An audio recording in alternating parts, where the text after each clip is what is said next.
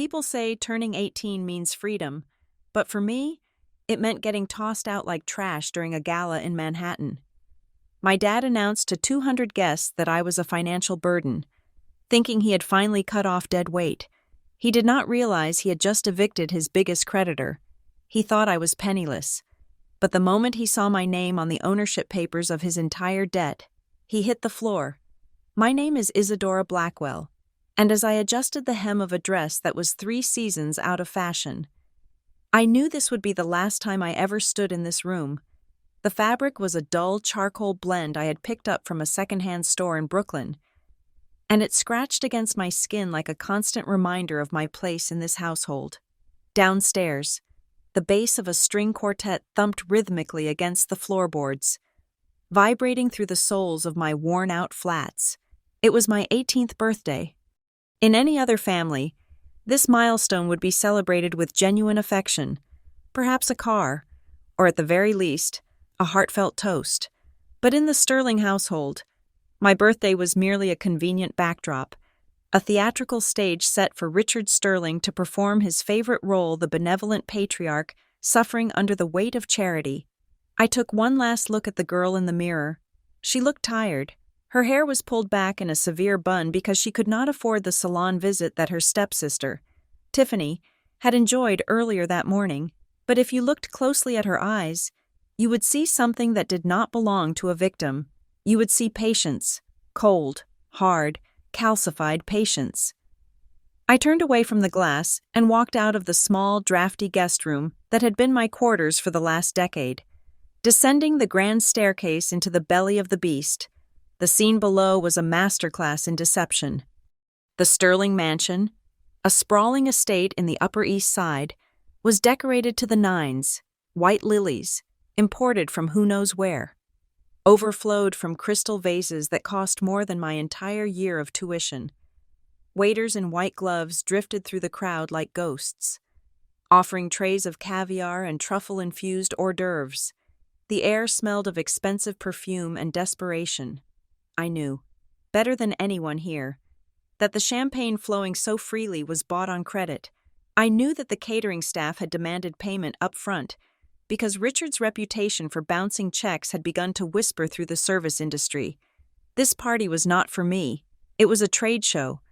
The banner hanging above the fireplace said, "Happy 18th Isadora," but the font was small, overshadowed by the massive projections on the walls displaying the architectural renderings of Sterling Heights. It was Richard's latest and most delusional real estate project, a luxury complex in Miami that was currently nothing more than a swamp and a mountain of unpaid loans. I navigated through the crowd, careful not to bump into anyone, to them. I was invisible, a piece of furniture that occasionally moved. I saw Patricia, my stepmother, holding court near the ice sculpture. She was wearing a silver gown that clung to her surgically enhanced frame, laughing too loudly at a joke made by a potential investor. When she saw me approach, her smile didn't waver, but her eyes turned to shards of ice. She gestured for me to move along with a subtle flick of her wrist, the way one shooed away a stray cat. "There she is," a voice boomed, but it was not directed at me. Richard Sterling stood at the center of the room, his arm draped around Tiffany. My 16-year-old half-sister was glowing, literally and figuratively. She was draped in diamonds, a necklace, earrings, and a bracelet set that I recognized from the invoice on Richard's desk as costing $40,000. She looked like a princess, and Richard looked like the king who had given her the world. "Everyone, meet the future of Sterling Enterprises," Richard announced, his voice thick with scotch and false bravado. "My daughter, Tiffany, smart as a whip and beautiful to boot. She's going to run this town one day." The crowd applauded politely. Tiffany beamed, soaking up the adoration that she had done absolutely nothing to earn. I stood in the shadow of a large potted fern, sipping a glass of tap water I had fetched for myself from the kitchen. I was not jealous. Jealousy implies you want what someone else has. I did not want Richard's affection, and I certainly did not want his crumbling empire. I just wanted the clock to strike 8. I needed to use the restroom, but the main floor lavatory was occupied, so I slipped down the hallway toward the library. The heavy oak door was slightly ajar.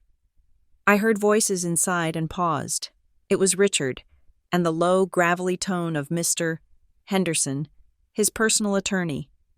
"It is done, Richard," Henderson was saying. "The paperwork is drafted, but are you sure about the timing, doing it tonight? In front of everyone, it seems excessive." "It is necessary," Richard hissed. I could picture the vein throbbing in his forehead. "I need to show these investors that I'm cutting costs. I need to show them I am decisive. That girl is a leech. For 18 years, I have fed her, clothed her, and housed her. My legal obligation ends the second the clock ticks over to her birthday. I am liquidating a non-performing asset. Henderson, that is all she is, a bad investment." "She is your daughter, technically," Henderson murmured. "Not for long." Richard laughed, a cruel, wet sound. "I have the results. I have been saving them for the perfect moment. Tonight, I clean house. Then, with the overhead reduced, I can funnel that care stipend directly into the Sterling Heights marketing budget." I stepped back, my heart beating a slow, steady rhythm against my ribs. Most girls would be crying. Most girls would be hyperventilating at the realization that the man they called Dad saw them as a line item on a spreadsheet to be deleted. But I felt a strange sense of relief. It was confirmation. He was exactly who I thought he was. He was going to try to destroy me tonight to save his ego. He had no idea that he was lighting a match in a room full of dynamite, and I was the one holding the detonator. I returned to the ballroom just as the lights dimmed. A spotlight swung around the room, searching, before landing on Richard, who was now standing on the raised platform where the string quartet had been playing. He held a microphone in one hand and a manila envelope in the other. "Ladies and gentlemen," Richard began, his voice taking on that somber, melodramatic tone he used when he wanted to solicit sympathy. "Thank you for coming. We are here to celebrate a birthday, yes, but we are also here to celebrate truth." The room went quiet. The guests sensed blood in the water. This was New York. Nothing entertained the elite more than a public scandal. "For 18 years," Richard continued, pacing the stage, "I have been a father. I have sacrificed. I have provided. I took in a child who needed a home, and I treated her as my own. Isadora." He pointed at me. The spotlight swung violently, blinding me for a second. I stood frozen, blinking against the glare, clutching my water glass. Every eye in the room turned to me. I saw pity in some, amusement in others. "Come up here, Isadora," Richard commanded. I walked toward the stage. My flats made no sound on the marble floor. I climbed the steps and stood beside him. He towered over me, smelling of expensive cologne and stale alcohol. "You look at this girl," Richard said to the crowd, gesturing at my old dress, "and you see a sterling, but I have carried a heavy burden. I have raised her, loved her, and paid for her, all while suspecting a terrible truth." He ripped open the manila envelope with a theatrical tear. "This is a DNA test. I had it run last week." A gasp rippled through the room. Patricia was standing in the front row, a lace handkerchief pressed to her dry eyes, shaking her head as if she were witnessing a tragedy. "Isadora," Richard turned to me, a sneer curling his lip. "You are not my daughter. You never were. Your mother," he paused for effect, "was a liar, and I have spent 18 years raising another man's kid, a cuckoo in my nest." He thrust the paper toward the crowd. 0% probability of paternity, 0. The silence in the room was absolute. Then, the murmurs started. Scandalous! Poor Richard! What a deceitful woman her mother was. Richard turned back to me, his face flushed with the high of his performance. "I am a businessman, Isadora. And in business, when you find a fraud, you cut it out. I am done being a charity ward for a stranger's child.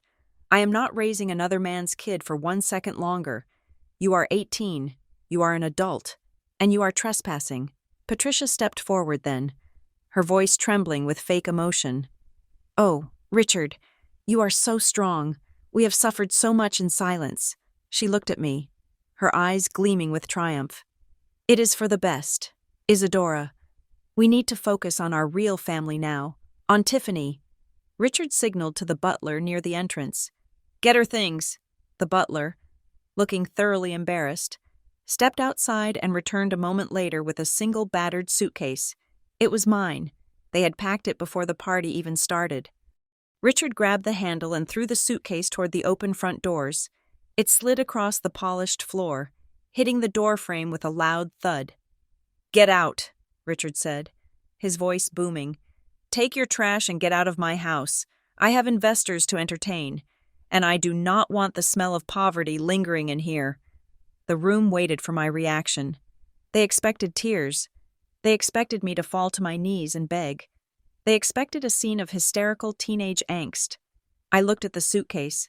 Then I looked at the crowd of 200 wealthy vultures who were judging me based on the fabric of my dress and the words of a bankrupt liar. Finally, I looked at Richard. I did not cry. I did not frown. I simply tilted my head slightly to the side. "Are you sure you want to do this?" "Richard?" I asked. My voice was calm, carrying clearly through the silent room without the need for a microphone. "Are you absolutely certain you want to kick me out before you open my birthday gift?" Richard laughed. It was a barking, incredulous sound. "Your gift. What could you possibly give me?" "Isadora. A macaroni art project, a coupon for a hug. You have nothing. You are nothing. Now, get out before I have security throw you out." He turned his back on me, dismissing me like a servant. "Very well," I said softly. I walked down the stairs, my head held high. I did not look at Tiffany, who was smirking behind her champagne flute. I did not look at Patricia, who was already accepting consoling pats on the back from her friends. I walked straight to my suitcase, picked it up, and stepped out through the massive double doors into the cool night air. The heavy doors slammed shut behind me, muting the sound of the party instantly. I was alone on the driveway. The valet parking attendant, a young man who had always been kind to me, looked at me with sympathetic eyes. "Miss Isadora, do you need me to call you an Uber or a taxi?" I looked at him and smiled. It was the first genuine smile I had worn all day. "No, thank you, James," I said. "My ride is already here." I walked past the line of flashy sports cars and luxury sedans belonging to the guests. I walked past the spot where Richard's leased Bentley was parked. I headed toward the darkest corner of the driveway, where the shadows were deepest. As I approached, the headlights of a vehicle flared to life, cutting through the darkness with blinding white beams. It was a stretched limousine, jet black, with tinted windows that absorbed the light. It was a vehicle that screamed power, not the flashy, leased power of Richard Sterling, but the quiet, terrifying power of old money. The rear door opened before I even reached it. A driver in an immaculate black suit stepped out, bowed his head respectfully, and took the battered suitcase from my hand. "Good evening, Miss Blackwell," he said. "Happy 18th birthday. The board is waiting for you." "Thank you," I replied. I slid into the leather interior, the scent of fresh conditioned leather replacing the smell of Richard's cheap desperation. As the door clicked shut, sealing me inside a world of silence and safety, I looked back at the mansion one last time. Through the windows, I could see the silhouette of Richard, glass in hand, laughing. He thought he had just taken out the trash. He had no idea he had just evicted the bank. "To the Apex Tower, Miss Blackwell," the driver asked over the intercom. "Yes," I said, leaning back and watching the lights of the mansion fade as we pulled away. "Take me to my company." The silence inside the limousine was heavy, not with tension, but with the weight of inevitability. As the city lights streaked past the tinted windows, blurring into lines of gold and red, I did not feel like a teenager who had just been evicted. I felt like a chess player who had finally moved her queen into position after 18 years of playing defense. To understand why I did not shed a tear back there on the driveway, you have to understand that I have been mourning the loss of my family for 6 years. The grief had long since calcified into something cold and useful. It started when I was 12 years old. On a rainy Tuesday afternoon when I was rummaging through the attic, looking for a blanket, I had found an old, locked jewelry box hidden behind a stack of water-damaged tax returns. It belonged to my mother, Isabella. I broke the lock with a screwdriver, expecting to find cheap costume jewelry. Instead, I found a letter addressed to me, sealed with wax, and a business card made of heavy black metal with a single phone number embossed in gold. That afternoon, huddled under the attic rafters with rain hammering against the roof, my entire world fractured and reformed. The letter was my mother's confession. Richard Sterling was not my father. My biological father was Damon Blackwell, a man whose name was whispered with fear and reverence on Wall Street. A titan of industry who had died in a plane crash 3 months after I was born. He had been a ghost to the world, a billionaire who operated from the shadows, and I was his only secret. The letter explained everything. It explained why Richard always looked at me with a mixture of greed and resentment. It explained why my mother had stayed with him despite his coldness. But the most important piece of information was not in the letter. It was in the legal documents folded beneath it. Damon Blackwell had left me everything: the Blackwell Trust, the controlling interest in Apex Horizon, a private equity firm that practically owned half the infrastructure in New York. But there were conditions, stringent, paranoid conditions written by a man who trusted no one. I could not access a single dime until I turned 18. Until then, the trust would pay a monthly stipend to my legal guardian for my care. However, there was a fail-safe clause. Clause 7B, the abandonment protocol. It stated clearly that if my legal guardian were to ever physically expel me from the primary residence, publicly disown me, or fail to provide shelter before my 18th birthday concluded, the guardianship would be null and void immediately, the stipend would cease instantly, and full control of the estate would transfer to me, Isadora Blackwell. Effective the moment my foot crossed the threshold of the property line, Richard, in his arrogance, had not just kicked me out, he had pulled the trigger on his own financial execution. I pulled my phone out of my pocket. It was a cheap model. The screen cracked.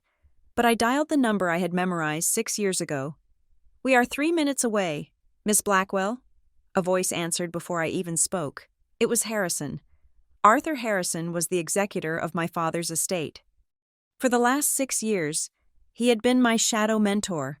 While Tiffany was learning how to apply eyeliner and chase boys, Harrison had been sneaking me into the city on weekends under the guise of library study sessions. He taught me how to read a balance sheet before I knew how to drive. He taught me about leverage, about short selling, about the ruthlessness required to manage a portfolio worth billions. I had spent my teenage years living a double life, the unwanted stepdaughter by day, and the apprentice of an empire by night. "Is the board assembled?" I asked, my voice steady. "They are waiting in the boardroom, Isadora," Harrison replied. "And your wardrobe has been prepared." The limousine slowed, turning into the underground entrance of a building that pierced the Manhattan skyline like a needle of black glass. This was the Apex Tower. I had seen it 1,000 times from my bedroom window in Richard's house, a looming silhouette against the moon. I used to stare at it and imagine myself inside. Now, I did not have to imagine. The car stopped. The driver opened the door, and I stepped out onto the polished concrete of the private garage. An elevator was waiting, its doors open. Harrison stood inside. He was a tall man in his 60s, with silver hair and eyes that missed nothing. He did not smile, but he nodded, a gesture of profound respect that Richard Sterling had never given me in my entire life. "Happy birthday, Isadora," he said quietly as the doors slid shut. "Let us skip the pleasantries." "Harrison," I said, watching the floor numbers climb rapidly on the digital display.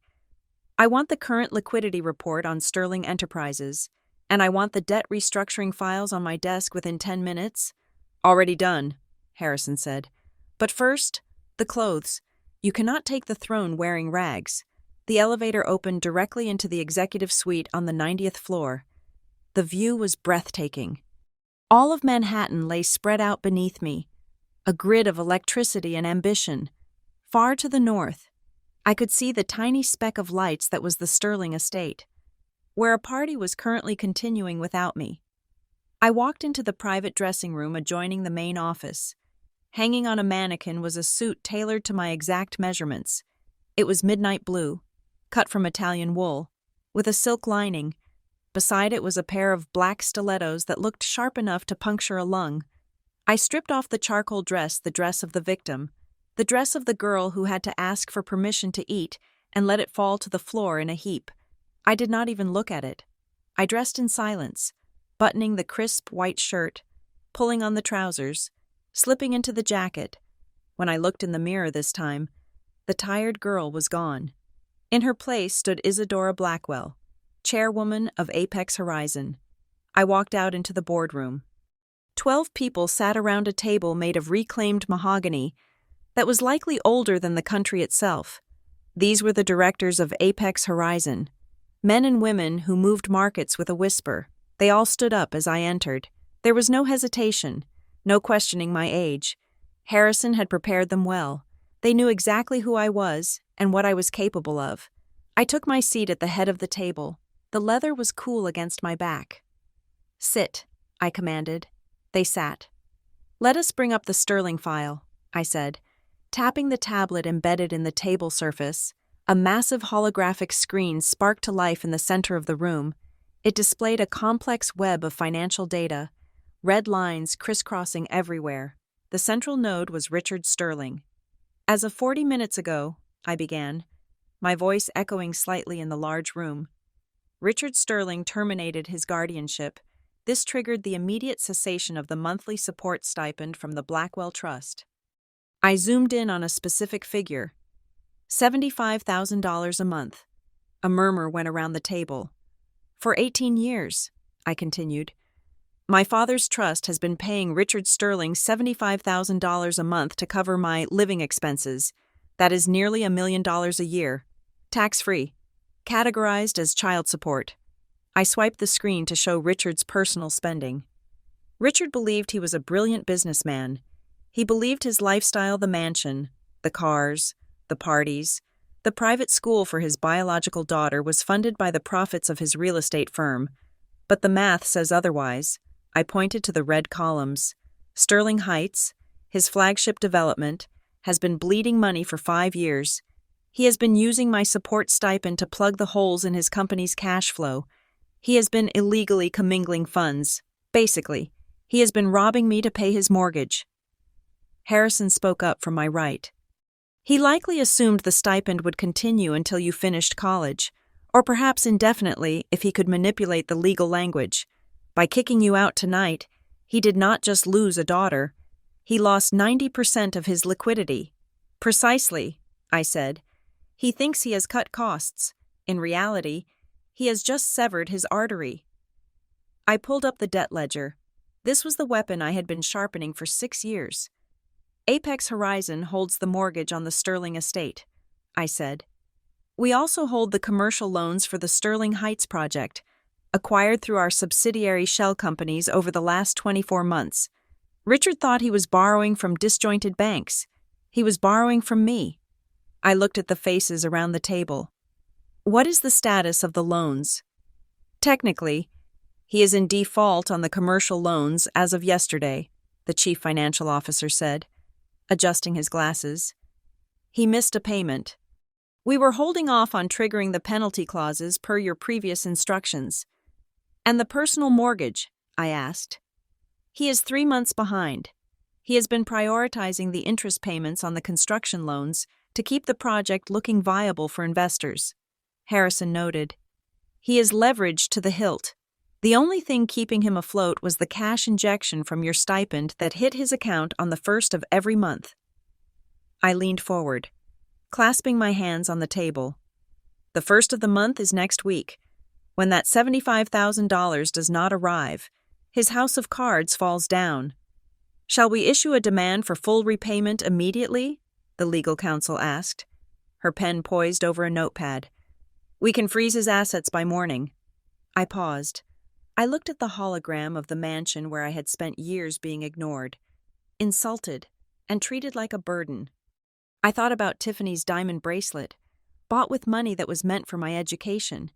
I thought about Patricia's sneering face as she shooed me away.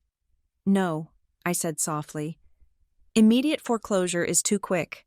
It is too clean. If we crush him tonight, he will blame the economy. He will blame bad luck. He will play the victim." I stood up and walked to the window, looking down at the city. "I want him to feel it," I said, watching the traffic crawl below. "I want him to wake up tomorrow thinking he has won, only to find that his credit cards do not work. I want him to experience the slow, suffocating panic of a man who cannot buy his way out of a problem. I want him to watch his empire crumble brick by brick and know that he is powerless to stop it." I turned back to the room. "Initiate Phase 1, I ordered. "Cut the credit lines, notify the vendors that the guarantee on his accounts has been withdrawn, but do not seize the house yet. Let him live in it for a few more weeks. Let him sweat. Let him try to scramble. And send a notification to the bank that handles his personal accounts. Inform them that the Blackwell Trust has flagged his past withdrawals for audit regarding potential fraud. That will freeze his personal checking account instantly," Harrison observed with a rare, dry smile. "Exactly," I said. "He threw me out with nothing but a suitcase. Let us see how he survives when he cannot even buy a loaf of bread." I sat back down and pulled a digital stylus from my pocket. A document appeared on the screen in front of me: authorization for debt recall and asset investigation target. Richard Sterling. I signed my name across the bottom. The signature was sharp, angular, and final. "One more thing," I said, looking at the director of communications. "Richard is currently hosting a party to find investors for Sterling Heights. He is desperate. When his financing falls through tomorrow, he will be looking for a miracle. And you want to be that miracle," Harrison guessed. "Not me," I corrected him. "Apex Horizon. Have our acquisitions department prepare a dossier. We are going to offer to buy him out, but we are going to do it through a blind proxy. I want him to think he is being saved by a benevolent angel, right up until the moment he walks into this room and sees my face. It will be done. Madam Chairwoman." The director nodded. I dismissed the board. As they filed out, leaving me alone with Harrison in the vast, silent office, I felt a strange sensation in my chest. It was not happiness. Happiness was warm. This was cold. It was satisfaction. "You should rest," Harrison said gently. "It has been a long day." "I am not tired," I said, turning back to the window. "I am just getting started." I looked down at the city one last time. Somewhere down there, Richard Sterling was probably toasting to his freedom, unaware that the girl he had kicked out was currently holding the deed to his soul. He wanted a world without me. Fine. I would give him exactly that.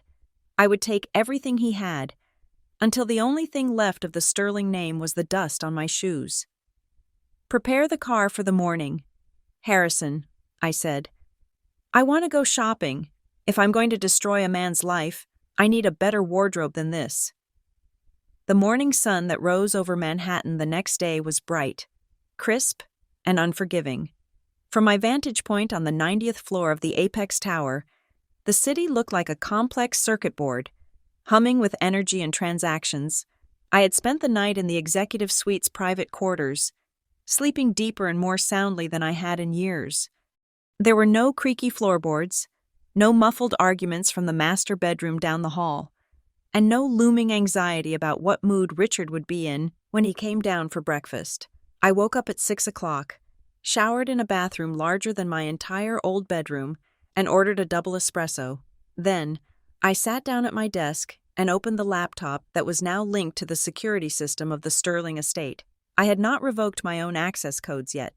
In fact, I had upgraded them remotely, on the screen. I watched Richard Sterling wake up. He looked refreshed.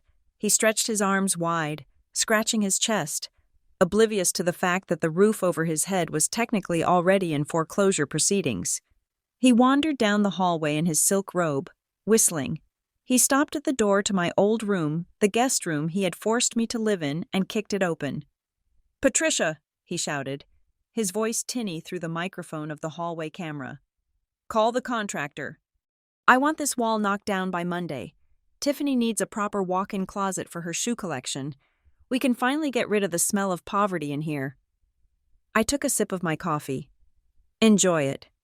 Richard," I thought, "that is the last renovation you will ever plan." He dressed in his best suit, a navy pinstripe that cost $3,000, and headed out for his victory lap. He had a breakfast meeting scheduled at Le Cuckoo with a potential client he was trying to dazzle. I knew this because I had synced his digital calendar to my own server hours ago. I switched feeds to the GPS tracker in his Bentley. I watched the little dot move through traffic. Arriving at the restaurant at 8:30, I could not see inside the restaurant, but I did not need to. I had something better. I had the real-time transaction log of his primary American Express Centurion card open on my second monitor. At 9:45, the transaction attempt appeared. Merchant Le Cuckoo. Amount $342. Status pending. I leaned back and tapped the enter key on my keyboard. I had placed a manual lock on the card 5 minutes prior, flagging it for suspicious activity due to loss of guarantor. The status changed instantly, declined. Code 05. Do not honor. I imagined the scene, the waiter returning with a polite, tight-lipped smile. Richard's confusion. He would laugh it off, blaming the magnetic strip or a chip error. He would hand over his visa. A second entry appeared. Merchant Le Cuckoo. Status declined. Code 51 insufficient funds. That one was my favorite. The visa was tied to the household operating account, the one that received the monthly deposit from the Blackwell Trust. Richard had likely drained the existing balance to pay for the catering at the party last night, expecting the usual $75,000 transfer to hit his account on the first of the month. He was floating on fumes, and I had just sucked the oxygen out of the room. He would have to pay cash, if he had any, or make an embarrassing phone call. I watched the GPS dot linger at the restaurant for another 20 minutes, the universal time frame for a panicked argument with management before speeding away erratically. But the symphony of destruction was just beginning. The second movement belonged to Patricia. My stepmother had an appointment at 10 o'clock at the Bergdorf Goodman Salon for a facial and a massage. It was her post-party ritual. I switched my audio feed to the home landline, which forwarded to her cell phone. At 10:15, her phone rang. It was the salon manager. "Mrs. Sterling," the voice on the recording said, sounding icy. "We are calling regarding your appointment. When we attempted to pre-authorize your platinum membership card, the system indicated that the account has been closed by the primary account holder. That is impossible." Patricia's voice shrieked. She was likely in the back of a taxi. "My husband pays that bill annually. Do you know who I am?" "We do. Mrs. Sterling," the manager replied. "However, the account was not in your husband's name. It was under a corporate trust attached to a Miss Isadora Blackwell. That trust has issued a cease and desist on all luxury services effective midnight last night." There was a silence on the line so profound I could almost hear Patricia's brain short-circuiting. She had never known where the money came from. She just spent it. "Isadora," she sputtered, "that ungrateful little brat, she cannot cancel my facial. Put it on Richard's tab. Mr. Sterling's credit line with our store is currently suspended, ma'am," the manager said. "We cannot book you in today." The line went dead. I chuckled. Patricia was about to have a very stressful day with no lavender oil to calm her nerves. However, the crescendo of the morning was reserved for Tiffany. My half-sister drove a brand-new Range Rover, a Sweet 16 gift that Richard had leased under the company name to write off as a business expense.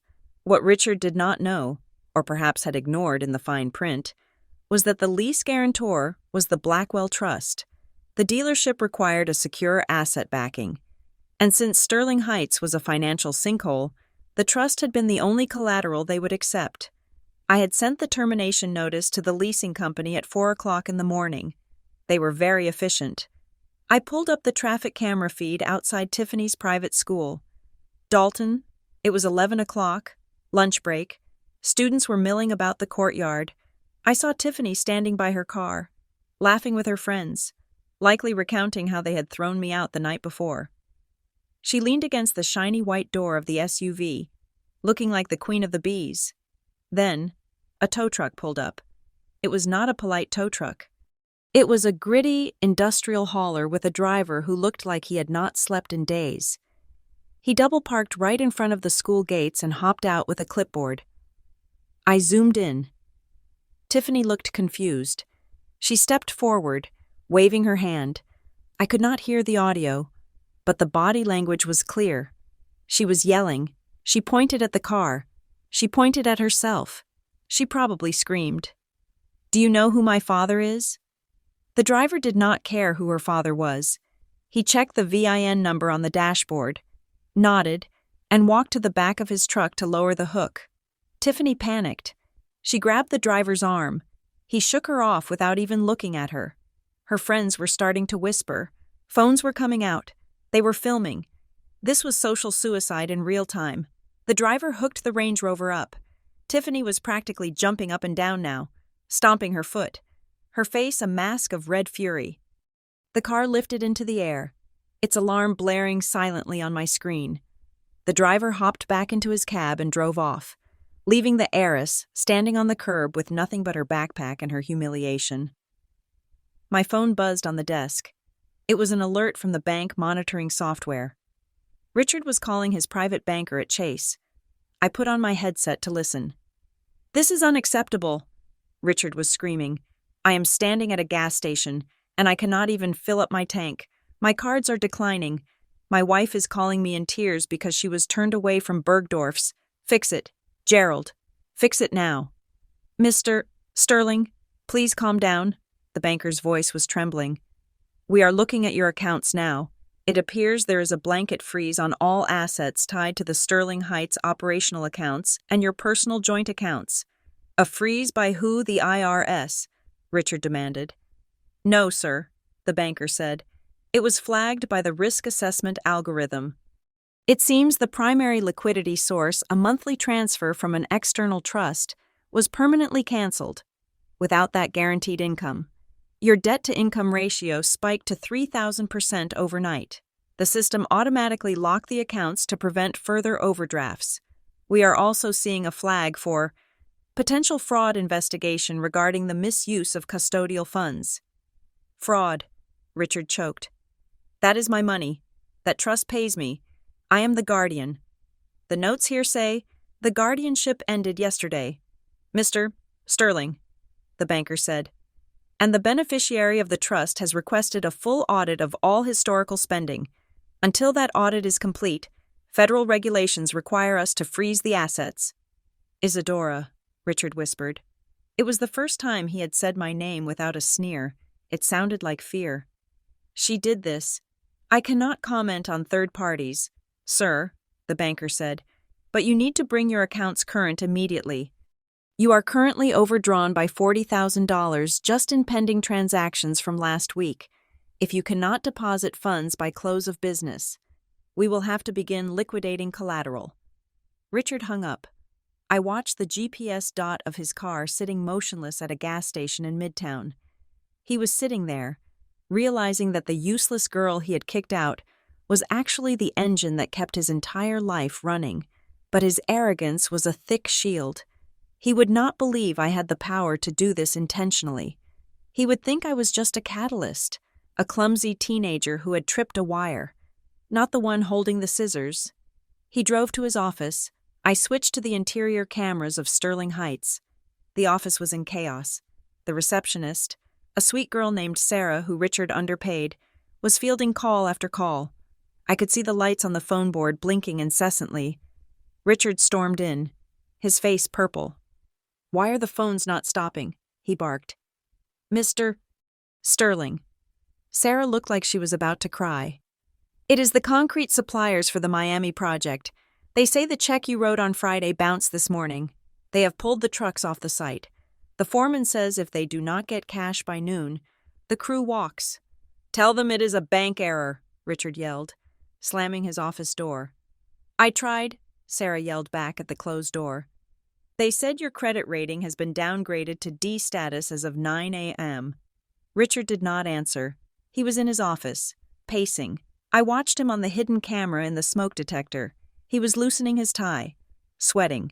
He poured himself a drink from the crystal decanter on his shelf, his hands shaking. He was trapped. He had no cash. His credit was dead. His family was humiliated, and he had absolutely no idea how to fix it because he had never actually built anything real in his life. He was a parasite who had lost his host.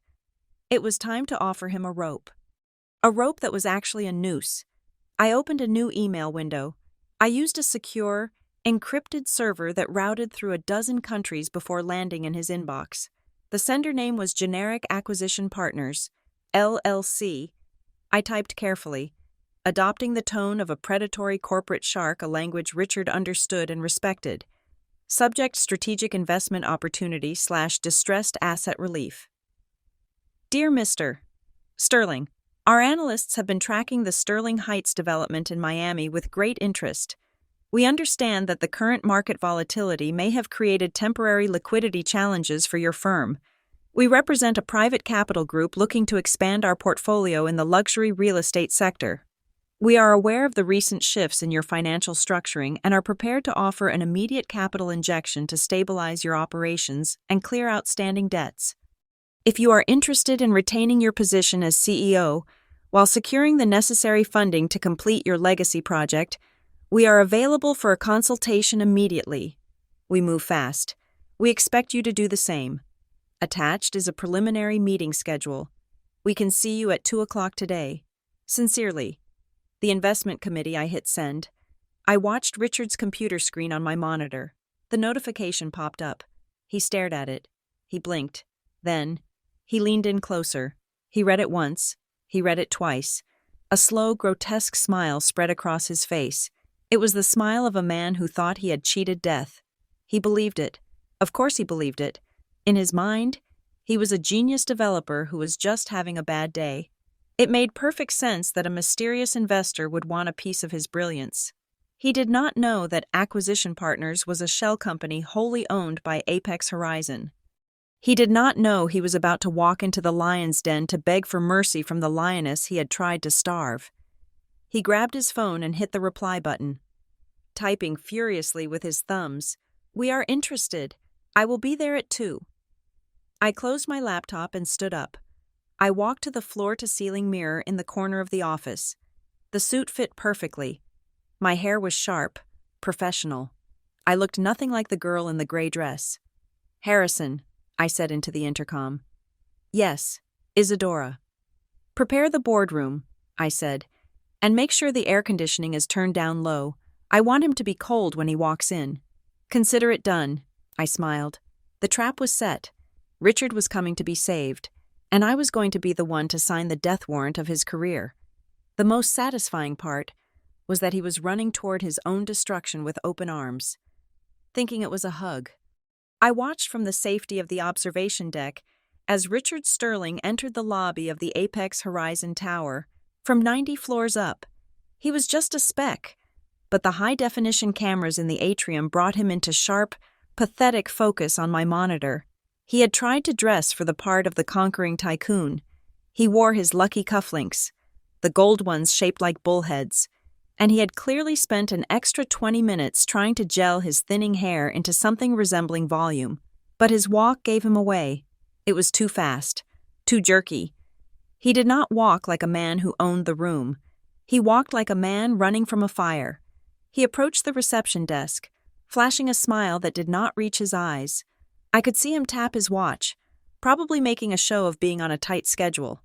The receptionist, following my strict instructions, did not smile back. She simply handed him a visitor badge, a plastic clip-on that clashed horribly with his Italian suit, and pointed him toward the elevators. I moved to the conference room adjacent to the one where we would be holding him. My command center was set up. A large monitor displayed the feed from the room next door. A microphone with a distortion filter was positioned in front of me. I had decided not to face him in person. Not yet. The psychological impact of a disembodied voice, a higher power judging him from the ether, would be far more damaging to his fragile ego. Plus, I needed him to lie. And Richard lied best when he thought he was anonymous. Richard was ushered into conference room B. We called it the Icebox. It was a design choice I had personally approved during the building's renovation. The walls were stark, blinding white glass. The table was a slab of polished concrete. There was no art, no windows, and exactly one chair. And the climate control was set to 62 degrees Fahrenheit. It was uncomfortable. It was sterile. It was designed to make people feel small, exposed, and desperate for approval. Richard sat down. He checked his phone. He adjusted his tie. He drummed his fingers on the concrete table. Then, the waiting began. I let him sit there for 3 hours. In the business world, making someone wait is a power move. Making a desperate man wait is torture. I watched him unravel in real time. For the first hour, he was annoyed. He huffed, checked his watch every 30 seconds, and rehearsed his pitch, muttering to himself. By the second hour, the cold started to get to him.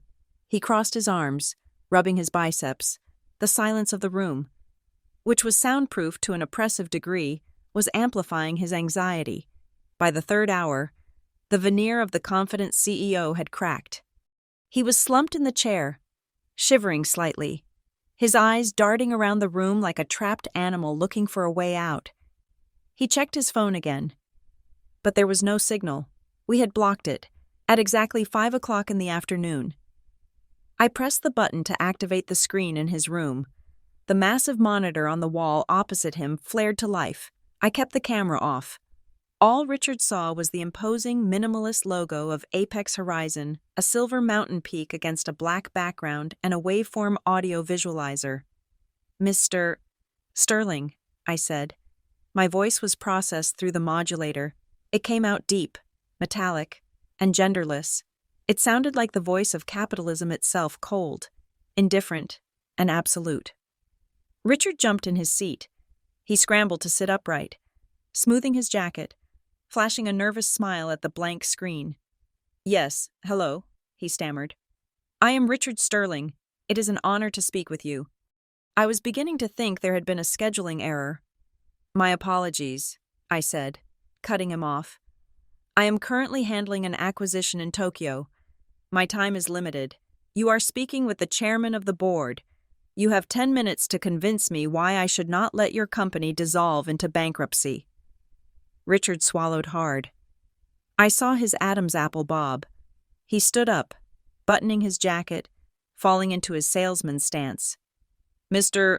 Chairman," he began, his voice booming too loud in the small room. "Sterling Heights is not just a real estate project. It is a legacy. We are building the future of Miami luxury living. The market volatility you have seen is merely a temporary fluctuation. We are 90% complete. We just need a bridge loan to finalize the interiors and begin the pre-sales. The return on investment will be substantial. I project a 40% yield within 6 months." I stared at the data on my screen. "My analysts tell me you are 3 months behind on construction payments. Your concrete supplier walked off the job this morning. Your personal credit rating has collapsed. That does not sound like volatility. Mr. Sterling, that sounds like incompetence." Richard flinched as if I had slapped him. "There have been complications," he said, sweat beading on his forehead despite the freezing temperature. "Supply chain issues, and to be completely transparent, I have been distracted by a personal matter." I leaned into the microphone. Elaborate. This was the trap. I needed to hear him say it. Richard sighed, adopting the tone of a martyr. "I am a family man, sir. For 18 years, I have supported a difficult domestic situation. I took in a ward, a girl. She was troubled, demanding, and frankly, a financial black hole. She drained my resources, distracted me from my business, and took advantage of my generosity." My hand tightened around the edge of the desk. My knuckles turned white. A financial black hole. The man who had used my inheritance to buy his cars and his suits was calling me the drain. "But I am happy to report," Richard continued, finding his rhythm now, "that as of yesterday, I have cut that cord. I have removed the dead weight from my household. I am no longer supporting another man's kid. With that expense gone, and the emotional burden lifted, I am fully refocused. I am leaner, meaner, and ready to drive Sterling Heights to the finish line. He grinned at the screen, expecting validation. He thought he was bonding with another ruthless businessman. He thought stripping me of a home was a resume booster. You evicted a dependent to improve your bottom line, I asked. I made a strategic decision to prioritize success, Richard corrected, puffing out his chest. Interesting, I said. Ruthlessness is a quality we admire at Apex Horizon. Richard's smile widened. I thought you might. However, I continued, admiration does not equal trust. You are asking for $5 million in liquidity. Your company has no assets left to leverage. The land is already mortgaged to the hilt. The brand, Richard insisted. The Sterling name means something. The Sterling name is currently synonymous with bounced checks, I retorted. If we are to do this deal, Mr. Sterling, I need hard collateral. I need skin in the game. Real skin. Richard wiped his forehead. What do you propose? I tapped a few keys, sending a document to the tablet lying on the table in front of him. You have a personal residence, I said. 74 Park Avenue, a historic mansion, and you hold the intellectual property rights to the Sterling trademark, as well as your personal image rights. Richard hesitated. The house? That is, my family lives there, and my personal brand rights that includes my future ventures. Everything, I said. This is a high-risk loan. Mr. Sterling, if you are as confident as you say you are, if Sterling Heights is truly going to yield 40% in 6 months, then you have nothing to worry about. You will pay us back, and you will keep your house. But if you fail, we take it all. The house, the company, the name. You will not even be able to sell a lemonade under the name Sterling without my permission. Richard stared at the tablet. I could see the wheels turning in his head. He was terrified. He knew, deep down, that he was a fraud, but his greed was louder than his fear. He looked at the contract. He looked at the blank screen where he thought his savior was hiding. He was thinking about the humiliation of the morning the declined cards, the tow truck, the silence of his phone. He could not go back to that. He had to move forward, even if it meant walking off a cliff. It is standard procedure for a distressed asset intervention, I added, pushing him. Take it or leave it. I have another meeting in 5 minutes. I will take it, Richard said quickly. He grabbed the digital stylus. His hand shook, just a little, as he pressed the tip to the glass screen. He signed his name with a flourish, signing away his safety, his shelter, and his identity. Transaction confirmed. The notification pinged on my screen. The deed to the house, the trademark filings, the last scraps of his life were now legally the property of Apex Horizon. Excellent, I said. The funds will be released to your corporate account immediately. You can pay your concrete crew. Richard let out a breath that sounded like a deflating tire. He slumped against the table, relieved. Thank you. You will not regret this. I am going to turn this around. You have my word. I do not need your word. Mr. Sterling, I have your house, I said. Now, there is one final administrative detail. We need to conduct a physical appraisal of the collateral property, your mansion, to finalize the insurance policy. I am sending a representative to your home tomorrow evening at 7 o'clock. Tomorrow. That is fine, Richard said, already mentally spending the money. I will have my wife prepare dinner. We will welcome them. What is the representative's name? I paused. This was the moment. I wanted to see if he was smart enough to put the pieces together. I wanted to give him a chance, however slim, to realize who was holding the knife. The representative is a senior partner, I said clearly. Their name is Blackwell. Richard blinked. He looked at the screen. I held my breath. Blackwell was my father's name. Yes. But it was also my name, Isadora Blackwell. It was right there. All he had to do was think. Blackwell, Richard repeated. Then he shrugged. Sounds British. Very distinguished. We will be ready for Mr. Blackwell at 7. He assumed it was a man. He assumed it was a stranger. He did not even pause to consider that the girl he had kicked out 24 hours ago shared the exact same surname as the representative of the company saving his life. His narcissism was a blindfold so thick he could not see the sun. Blackwell is very thorough, I said, allowing a tiny hint of amusement to bleed into the modulated voice. Do ensure the house is clean.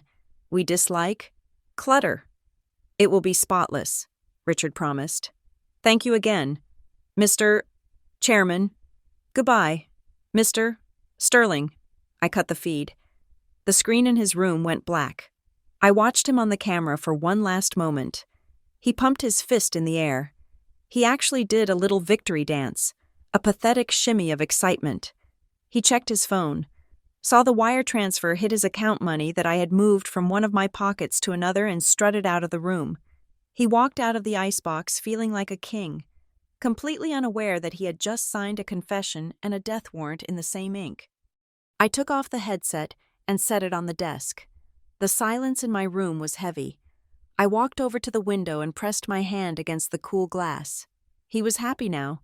He would go home, pop another bottle of champagne, and tell Patricia that he was a genius who had charmed a global investment firm. He would sleep soundly tonight, dreaming of his Miami towers. Let him sleep. Let him have one last night of delusion, because tomorrow.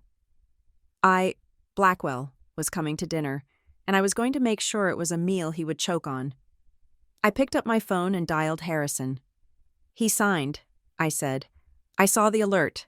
Harrison replied, The house is ours. Prepare the team for tomorrow, I said. I want the full entourage, lawyers, auditors, and security, and Harrison.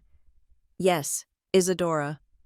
Make sure the car is polished, I said, a cold smile touching my lips. I want to see my reflection in the door when I step out to destroy him.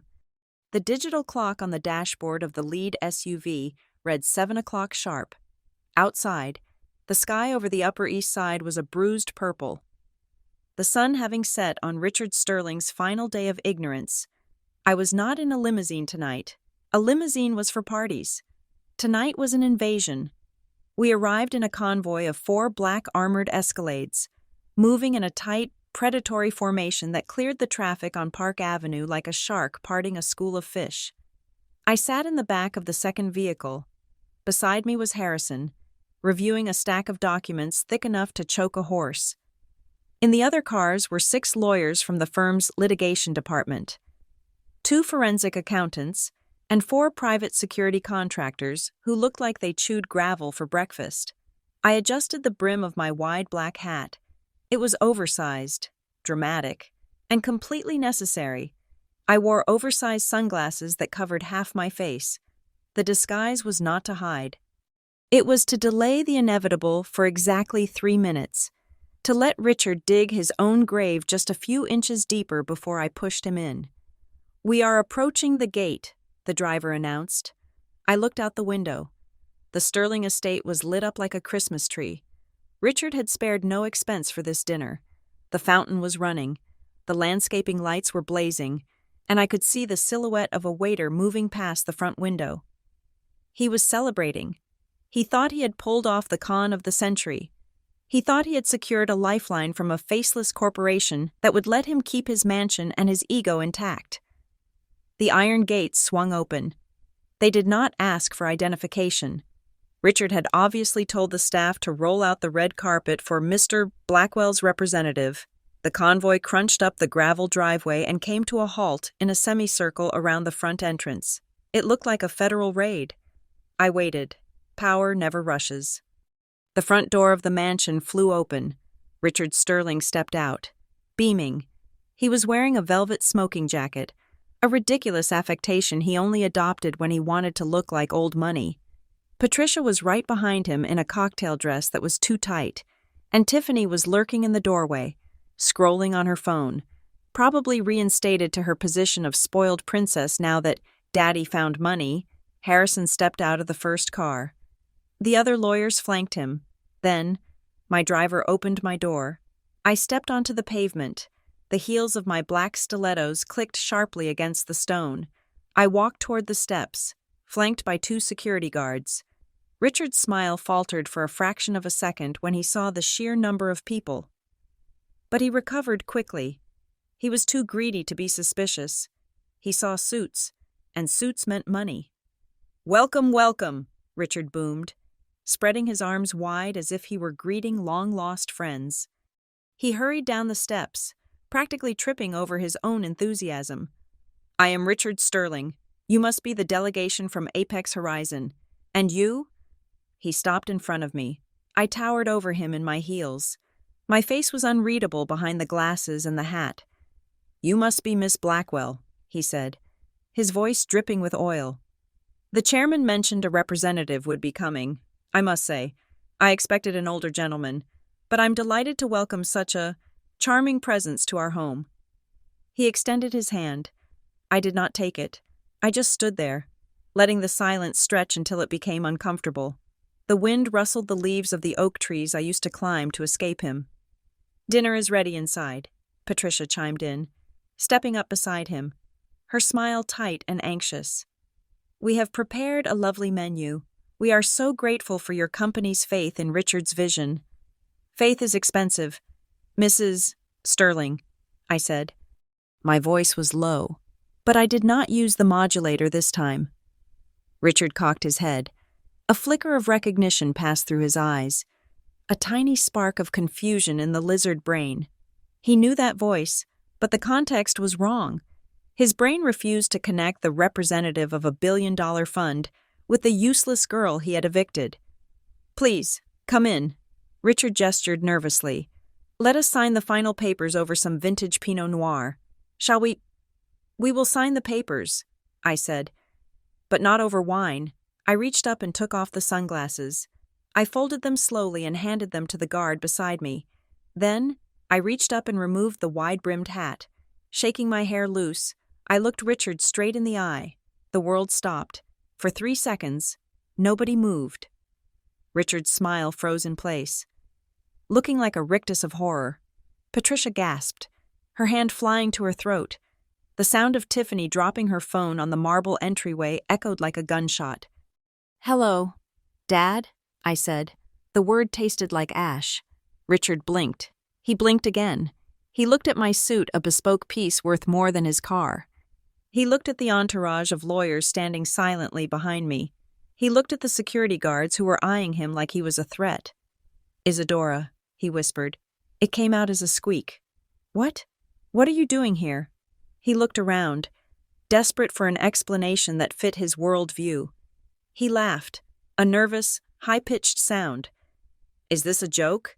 Did you get a job? Are you working for Apex? Did they hire you to carry the bags?" He turned to Harrison, his face flushing red. "Sir, this is highly unprofessional. I know this girl. She is my former ward. If you hired her as an assistant, I suggest you send her back to the car. We have serious business to discuss." Harrison stepped forward. He did not look at Richard. He looked at me. "Isadora," Harrison said, his voice deferential and clear. "Shall we proceed to the living room to conduct the audit?" Richard looked between us, his mouth opening and closing like a fish on a dock. "Harrison, oh, you take orders from her." "Mr. Sterling," Harrison said, his tone sharpening into a blade. "Show some respect. You are addressing the chairwoman of the board and the majority shareholder of Apex Horizon. This is Miss Isadora Blackwell. She is the one who approved your loan. She is the one who owns your debt, and she is the one who decides if you sleep in a bed or a box tonight." Patricia let out a small shriek. The glass of red wine she was holding slipped from her fingers. It hit the white wool rug with a wet shatter, splashing crimson stain across the pristine fabric. Nobody moved to clean it up. It looked like a crime scene. Richard stumbled back. He looked like he had been punched in the gut. "No," he stammered. "No, that is impossible. You are broke. I kicked you out. You have nothing." "I had nothing because I was waiting," I said, stepping past him into the foyer. "I was waiting for the clock to strike midnight. I was waiting for you to breach the contract, and you did it so beautifully. Richard, you really outdid yourself. I walked into the living room. The coffee table was set with appetizers. I picked up a file folder from the stack. Harrison was carrying a thick, heavy dossier bound in leather. "Do you remember my suitcase?" I asked. Turning to face him, Richard had followed me inside, looking pale and sweaty. "What?" "My suitcase," I repeated. "The one you threw down the stairs. The one you kicked out the door. You said I was dead weight. You said I was a burden." I lifted the heavy file and threw it. It flew across the room, spinning through the air, and landed with a massive, thunderous thud on the glass coffee table. The glass cracked under the weight. "That," I said, pointing at the file, "is the weight of your debt. I bought it all, Richard. Every mortgage, every construction loan, every credit card balance. I bought the debt on this house this morning at 9 o'clock. I bought the note on Sterling Heights at 10. I even bought the lease on Tiffany's car, which is why she walked home today." Tiffany let out a sob from the hallway. "You did that, you witch."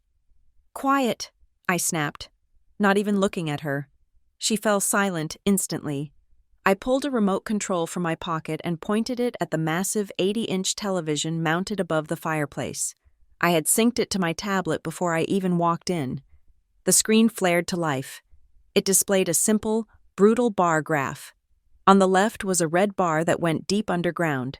It was labeled Richard Sterling, net worth. The number below it read, -$5,400,000. On the right was a green bar that shot up off the screen. It was labeled Isadora Blackwell, net assets. The number below it was 9 figures long. It was a number that commanded armies. "Let us look at the math," I said, my voice calm, clinical, and terrifying. "You see, Richard, for 18 years, you thought you were the provider. You strutted around this house acting like a king because you controlled the allowance check, but you never earned that money. My father did, and when you kicked me out, you cut the cord to the only thing keeping you afloat." I walked closer to him.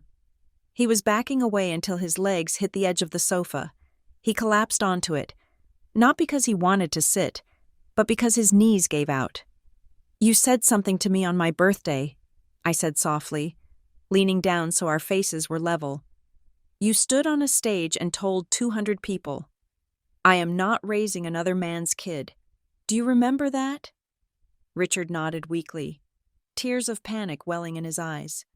"Isadora, please, we are family. I raised you. I can explain." "There is nothing to explain," I said. "You were right. You should not have to raise another man's kid. It is a terrible burden." I straightened up and looked down at him with all the warmth of a glacier. "And now, I find myself in a similar position," I said. "I look at you, Richard, and I see a bad investment. I see a man who lies, who steals, and who throws children out on the street. So, I have made a decision." I gestured to the screen, to the massive green bar towering over his pathetic red line.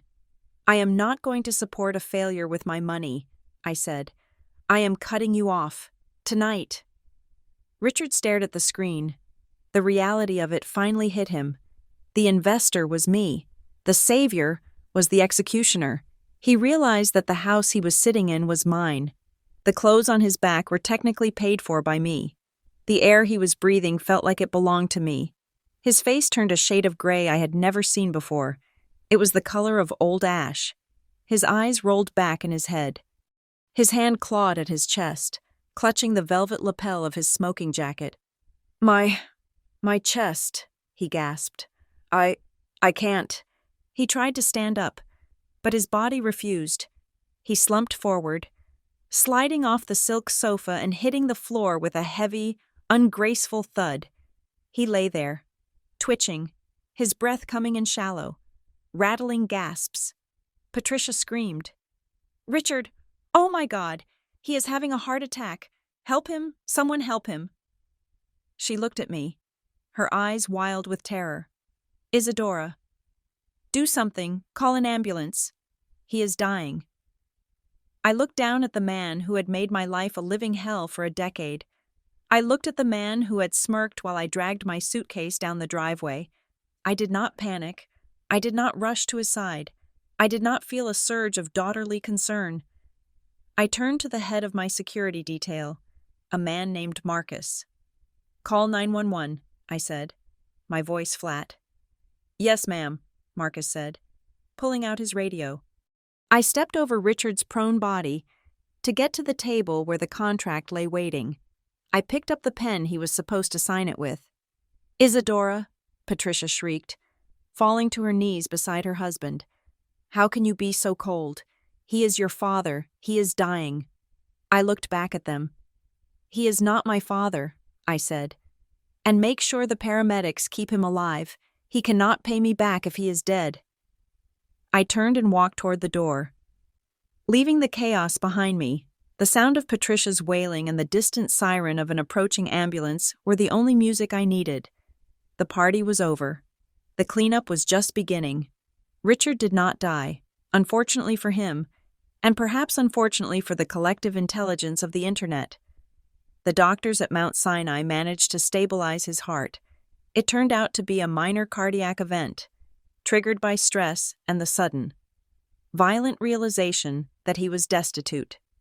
A normal man might have woken up in that hospital bed, looked at the ceiling, and felt a pang of remorse. A normal man might have realized that his greed had cost him his daughter, his home, and his dignity. But Richard Sterling was not a normal man. He was a narcissist who had been cornered, and like a rat in a trap. He woke up biting. He did not call me to apologize. He did not call his lawyer to arrange a surrender. He called Tiffany, 3 days after the dinner party from hell. I was sitting in my office at Apex Horizon when Harrison walked in. He looked paler than usual. He did not say a word. He just placed his tablet on my desk and slid it toward me. "Do not look at the comments," he warned. I looked. It was a TikTok video. It had 18 million views. The thumbnail showed Tiffany, looking tearful and fragile, sitting next to Richard's hospital bed. Richard looked frail, hooked up to monitors, playing the part of the dying patriarch to perfection. Patricia was in the background, holding a rosary, looking like a grieving widow before her husband was even dead. I pressed play. "Hi, guys," Tiffany whispered, wiping a tear from her perfectly applied mascara. "I have not posted in a while because, well, our family is going through a nightmare. You know my sister, Isadora, the one my parents took in and raised like their own well. She came back, but not to visit." The camera panned to Richard. He coughed weakly. She scammed us," he rasped, his voice trembling. "She seduced an older man, a billionaire, got control of some shady company, and she used it to steal the deed to our house. She threw me out, on my deathbed, her own father." Tiffany turned the camera back to herself, sobbing openly now. "She falsified documents. She said terrible lies about Dad, and now we are homeless. She is kicking us out on the street so she can turn our family home into a party house for her rich friends. We have nothing. Please, if you can help, the link to the GoFundMe is in my bio. We just want justice." I scrolled down. The comments were a cesspool. "She is a monster. Who does that to their dying dad? Eat the rich. Burn her company down. I heard she was sleeping with the CEO of Apex to get the money. Disgusting." The narrative had been set. In the court of public opinion, I was no longer the victim of financial abuse. I was the villain. I was the ungrateful, manipulative seductress who had bitten the hand that fed her. The hashtag #EvilIsadora was trending on Twitter. My face, a photo taken from my high school yearbook, was plastered everywhere with red devil horns drawn on it. "Our stock is down 7%, Harrison said quietly. "The board is panicking. They are saying this is bad PR. They are saying we look like predatory lenders bullying a sick old man." "They want me to settle," I guessed, pushing the tablet away. "They want you to forgive the debt," Harrison corrected. "They want you to issue a statement, give them the house back, and make this go away. They are afraid of the mob. Isadora. I stood up and walked to the window. The city below looked the same, but the atmosphere had shifted. I could feel the eyes of millions of strangers judging me, hating me for a crime I did not count. Richard knew exactly what he was doing. He knew he could not beat me in a courtroom because I had the contracts. So he took the fight to the one place where facts did not matter: social media. He was weaponizing my silence. He was betting that I would be too proud, or too corporate, to get down in the mud with him. He was wrong. "Book the atrium," I said, turning back to Harrison. "Call the press, not just the financial journals. Call everyone: CNN, Fox, TMZ, the bloggers. I want them all here at 2 o'clock. "Are you going to settle?" Harrison asked, raising an eyebrow. "No," I said, buttoning my jacket. "I am going to burn them alive." At 2 o'clock, the lobby of the Apex Tower was packed. The air buzzed with the frenetic energy of a scandal. Cameras flashed like lightning storms as I walked onto the raised platform. I wore a white suit this time. Sharp, clean, clinical. I stood alone behind the podium. No lawyers, no notes. Just me and a massive LED screen behind me. I looked out at the sea of reporters. They were hungry for blood. One reporter from a tabloid shouted, "Is it true you slept your way to the top? Miss Blackwell." I leaned into the microphone. "Good afternoon," I said. My voice was calm. It was the voice of someone who held the nuclear codes. "For the last 48 hours, you have heard a very compelling story. You have heard about a poor, loving father who was betrayed by a wicked daughter. You have heard about a family left destitute by a corporate shark." I paused. The room went silent. "It is a good story," I continued. "Richard Sterling has always been a good storyteller. But stories are for children. Adults deal in receipts." I pressed the clicker in my hand. The screen behind me exploded with light. It displayed a massive spreadsheet. It was dense, colorful, and undeniable. "This," I said, pointing to the screen, "is the comprehensive ledger of the Blackwell Trust for the last 10 years. This is the money my biological father left for my care. The blue line represents the monthly deposit into Richard Sterling's account, $75,000 a month." I heard a gasp ripple through the room. That was a lot of money for child support. "Now," I said, "let us look at the red line. This represents the money actually spent on me." I zoomed in on a specific month, October, 4 years ago. "Here we see a withdrawal of $12,000 labeled school supplies," I said. On that same day, a charge appears on the Sterling Family American Express for exactly $12,000 at Cartier. Item purchased: a diamond tennis bracelet. I clicked to the next slide. A photo of Tiffany wearing that exact bracelet at a Sweet 16 party appeared. "I did not get school supplies that month," I said flatly. "I had to borrow a textbook from the library. Tiffany, however, got a very shiny wrist." I clicked again. August, 2 years ago. Withdrawal $40,000. Label: medical expenses for Isadora. That was the month Richard claimed I needed braces and specialized dental surgery. A photo appeared on the screen. It was Richard and Patricia, tanned and smiling, holding cocktails on a beach in the Maldives. The timestamp on the photo matched the withdrawal date perfectly. "I have never had braces," I said, flashing a perfect, natural smile. "But my parents had a lovely 2-week vacation in a private villa. You paid for that vacation." "Richard, with my teeth." The reporters were frantically typing. The mood in the room was shifting from hostility to shock. "But surely," I said, my voice dropping an octave, "spending money is not a crime, right? He was my guardian. Maybe he felt entitled to a service fee. So let us talk about the character of the man who is crying on TikTok about family values." I clicked the remote again. A new document appeared. It was a series of bank transfers to an account under the name Lola V. "For 7 years," I said. "Richard has been transferring $5,000 a month to a woman named Lola. He categorized these payments in the company ledger as consulting fees. I did some digging. Lola is not a consultant. She is a 22-year-old fitness instructor who lives in an apartment in Soho, an apartment that Richard pays the rent for. I looked directly into the camera lens, speaking to Patricia, who I knew was watching. "Patricia," I said, "you claimed I stole your husband's money. Actually, he has been stealing it from both of us to pay for his girlfriend. Those late nights at the office, he was not working. He was investing in Lola." The room erupted. This was the juice they wanted. This was the scandal. But I was not done. "Finally," I said, raising my hand to silence them, "we need to address the accusation that I am an ungrateful daughter who abandoned a loving father. Richard claims he loved me. He claims he treated me like his own." I pulled out my phone. I plugged it into the audio jack on the podium. "This recording was taken 4 days ago," I said. "At my 18th birthday party. This is the unedited audio from the microphone Richard was holding." I pressed play. Richard's voice boomed through the speakers, loud and clear. There was no mistaking his arrogant, drunken slur.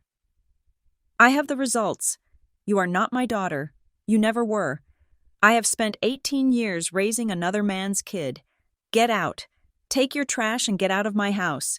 I do not want the smell of poverty lingering in here." The silence that followed was heavy enough to crush a tank.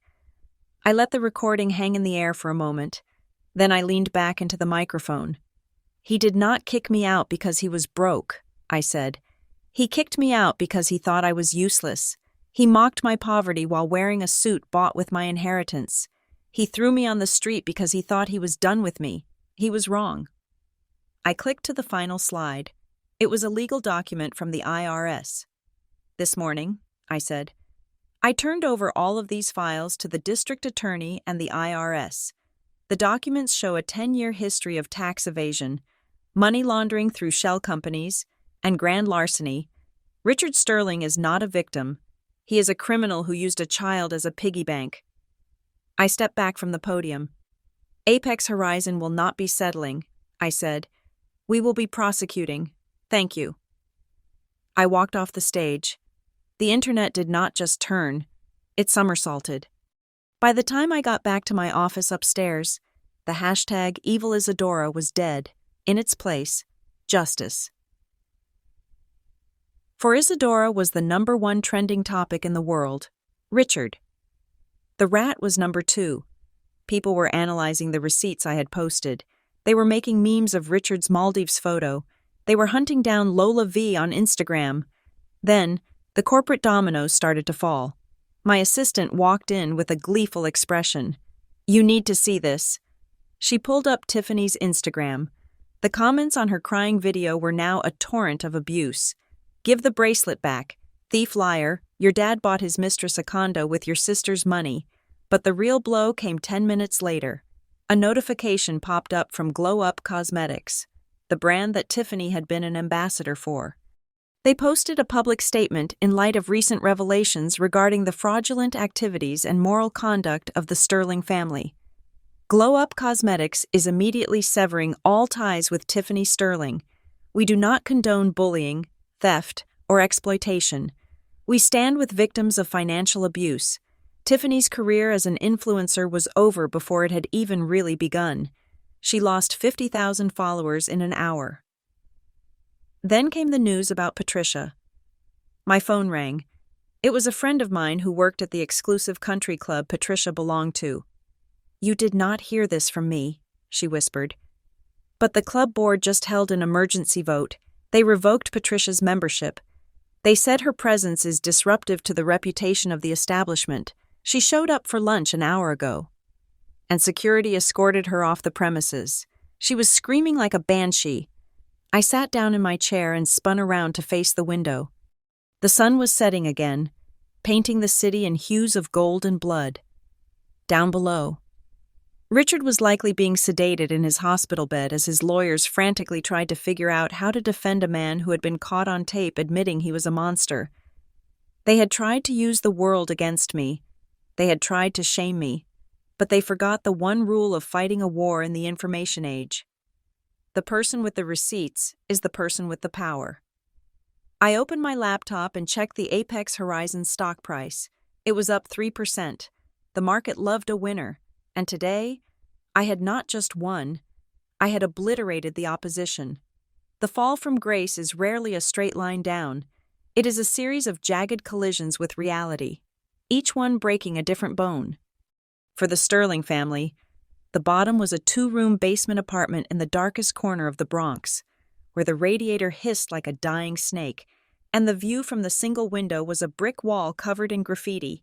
I knew this because I had paid the landlord 3 months of rent in advance to install hidden cameras in the living room. I told him it was for insurance purposes. He did not care. He just took the cash. Watching them on my monitor was like watching a nature documentary about animals in captivity. The luxury was gone. The veneer of civilization had peeled away. Richard sat on a stained beige sofa that smelled of mildew, wearing a tracksuit that had seen better days. His hair was unwashed, and his eyes were wild, darting around the cramped room as if he were looking for a way to punch the walls down. "We have to do something. Richard!" Patricia shrieked from the kitchenette. She was trying to boil water on a hot plate because the gas had been shut off. "I cannot live like this. The rats. Richard, I saw a rat the size of a cat." "Shut up," Richard roared, throwing a plastic cup against the wall. "I am formulating a plan."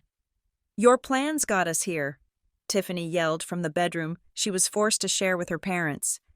"You said the investor was real. You said we would be rich. Now I am blocking my friends on Instagram so they do not see where I live." Richard did not answer.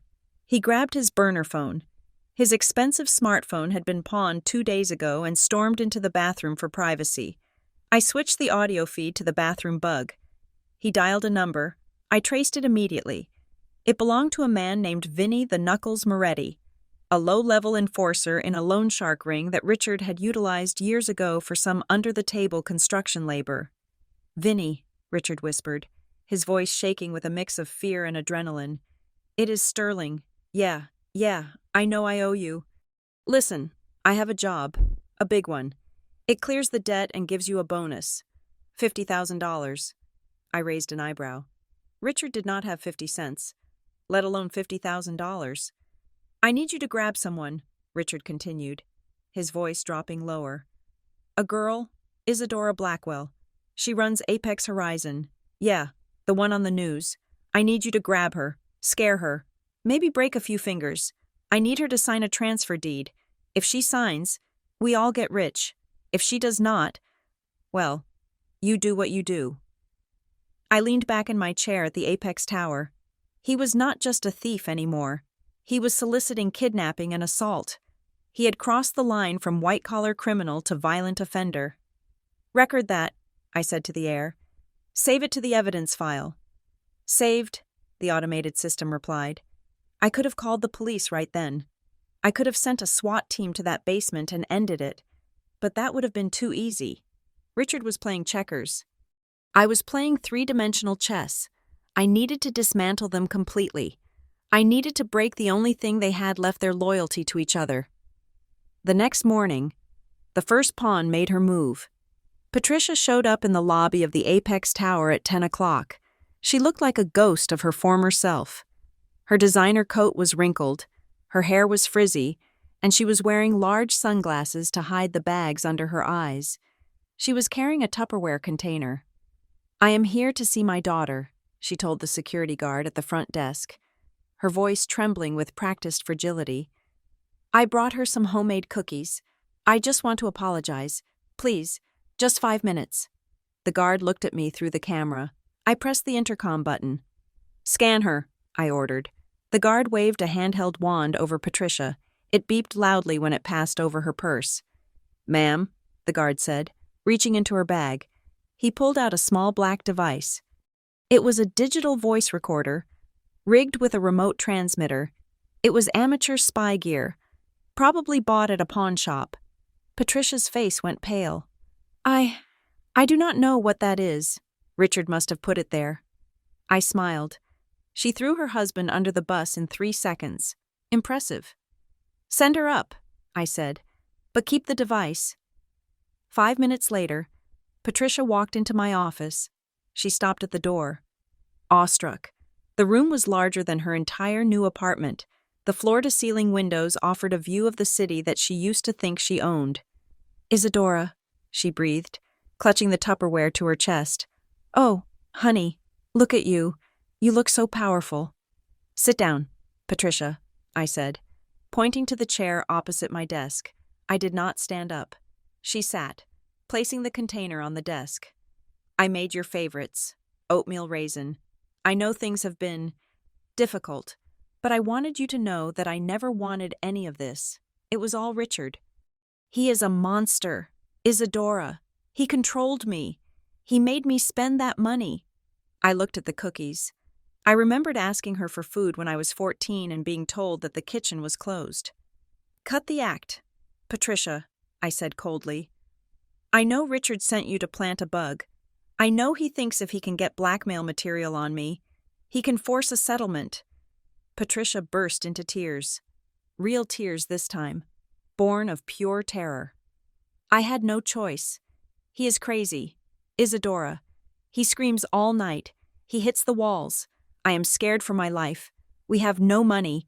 We are eating instant noodles. Please, you have to help me.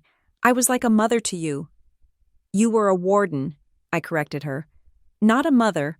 I opened a drawer and pulled out a document. It was a single sheet of paper, thick and creamy.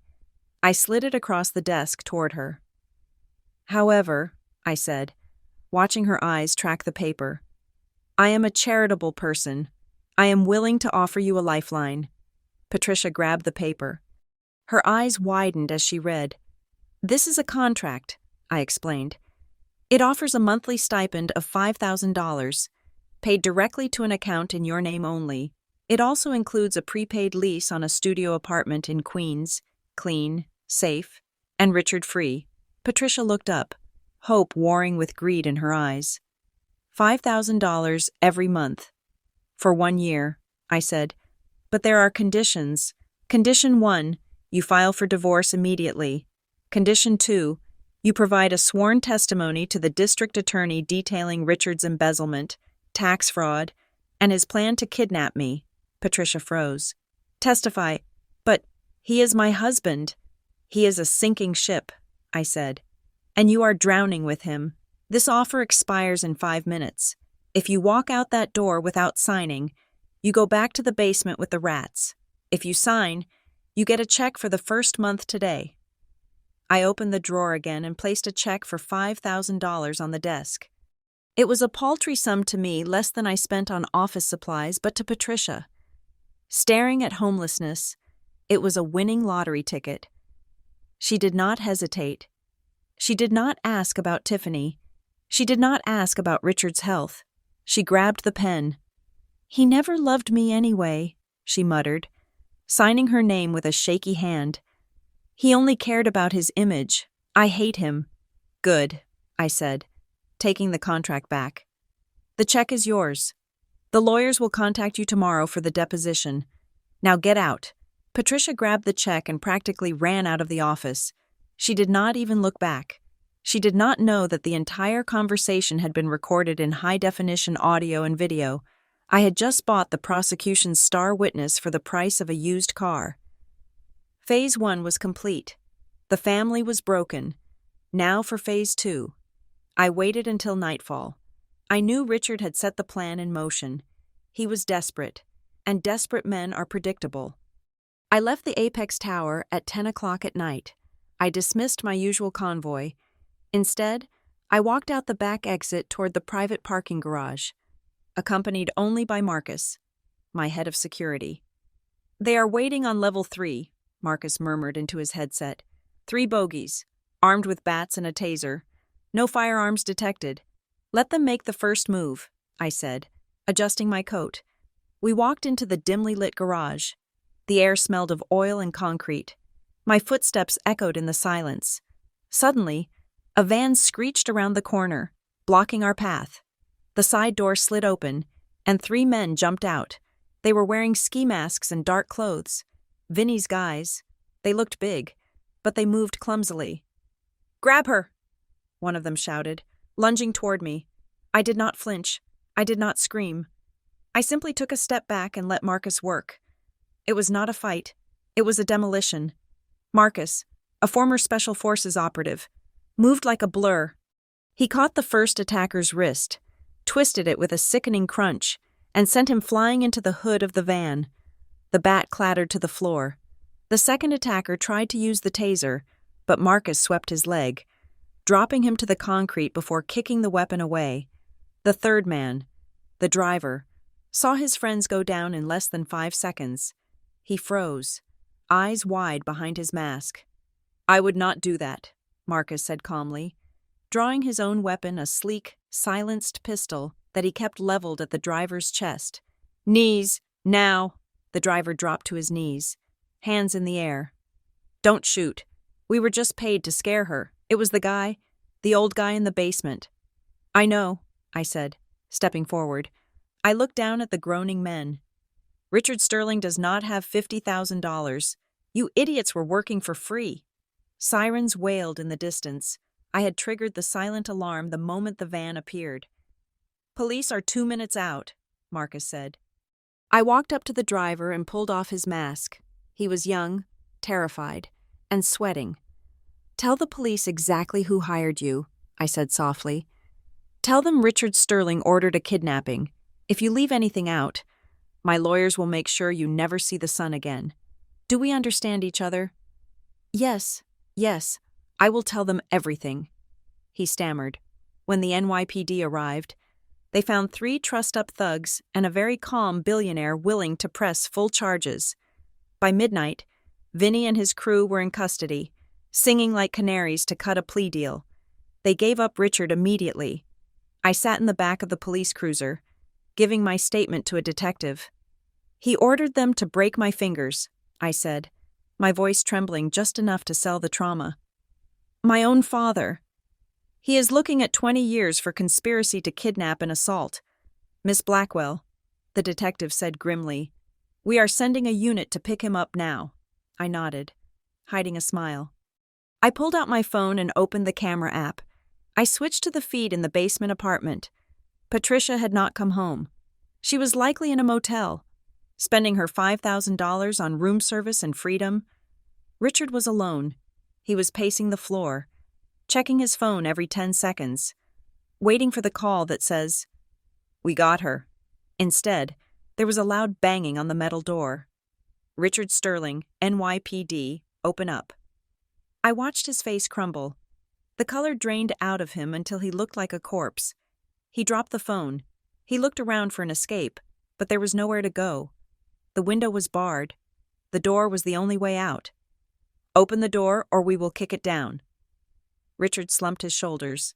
He walked to the door and opened it. 4 officers swarmed in.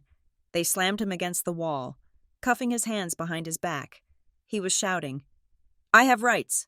I have rights!" "You have the right to remain silent," an officer recited, dragging him out into the hallway. The screen went dark as they hauled him away. I closed the app. I had stripped him of his money. I had stripped him of his home. I had stripped him of his wife. And now, I had stripped him of his freedom. But the game was not over. There was one piece left on the board, one final loose end that needed to be tied up before I could truly rest. Tiffany. She was alone in that apartment now. No dad, no mom, no money, just her and the rats. I tapped a message to Harrison. "Richard is in custody. Patricia has turned. Prepare the civil suit against Tiffany for the theft of the jewelry. I want her to understand that being an accomplice has a price tag too." I looked out the window of the cruiser as we drove back toward the city center. The lights of New York had never looked so bright. They say revenge is a dish best served cold. But I disagreed. Revenge was a dish best served with a side of complete and total legal annihilation. The bailiffs brought Richard Sterling into the courtroom through the side door reserved for inmates. He was not wearing his Italian suits or his velvet smoking jacket. He was wearing a bright orange jumpsuit that hung loosely on his frame, which had thinned significantly after just a week in county jail. His wrists were shackled to his waist, and his ankles were chained together, forcing him to shuffle toward the plaintiff's table like a hobbled animal, despite the chains and the humiliation of the kidnapping charges hanging over his head. Richard held his chin up. He had that delusional glint in his eye, the look of a man who believed he had one final card to play that would wipe the board clean. He had managed to find a lawyer, a greasy man named Mr. Kornfeld, who wore a suit that was too shiny and smelled of stale tobacco. Kornfeld was working on contingency, which meant Richard had convinced him that suing me was a guaranteed multi-million-dollar payday. I sat alone at the defendant's table. I wore a charcoal gray suit, my hair pulled back in a severe bun. There was no stack of chaotic papers in front of me. No team of paralegals whispering in my ear. I had just one thin manila folder and a tablet. I had dismissed Harrison and the Apex legal team for this hearing. I wanted Richard to see that I did not need an army to defeat him. I just needed the truth. The Honorable Judge Evelyn Vance took her seat. She was a stern woman with reading glasses perched on the end of her nose and a reputation for having zero tolerance for theatrics. "We are here for the matter of Sterling versus Blackwell," Judge Vance said, looking over her glasses at Richard. "Mr. Sterling is suing for retroactive child support, emotional distress, and a claim on the estate of the late Isabella Blackwell under the doctrine of quantum meruit. Is that correct?"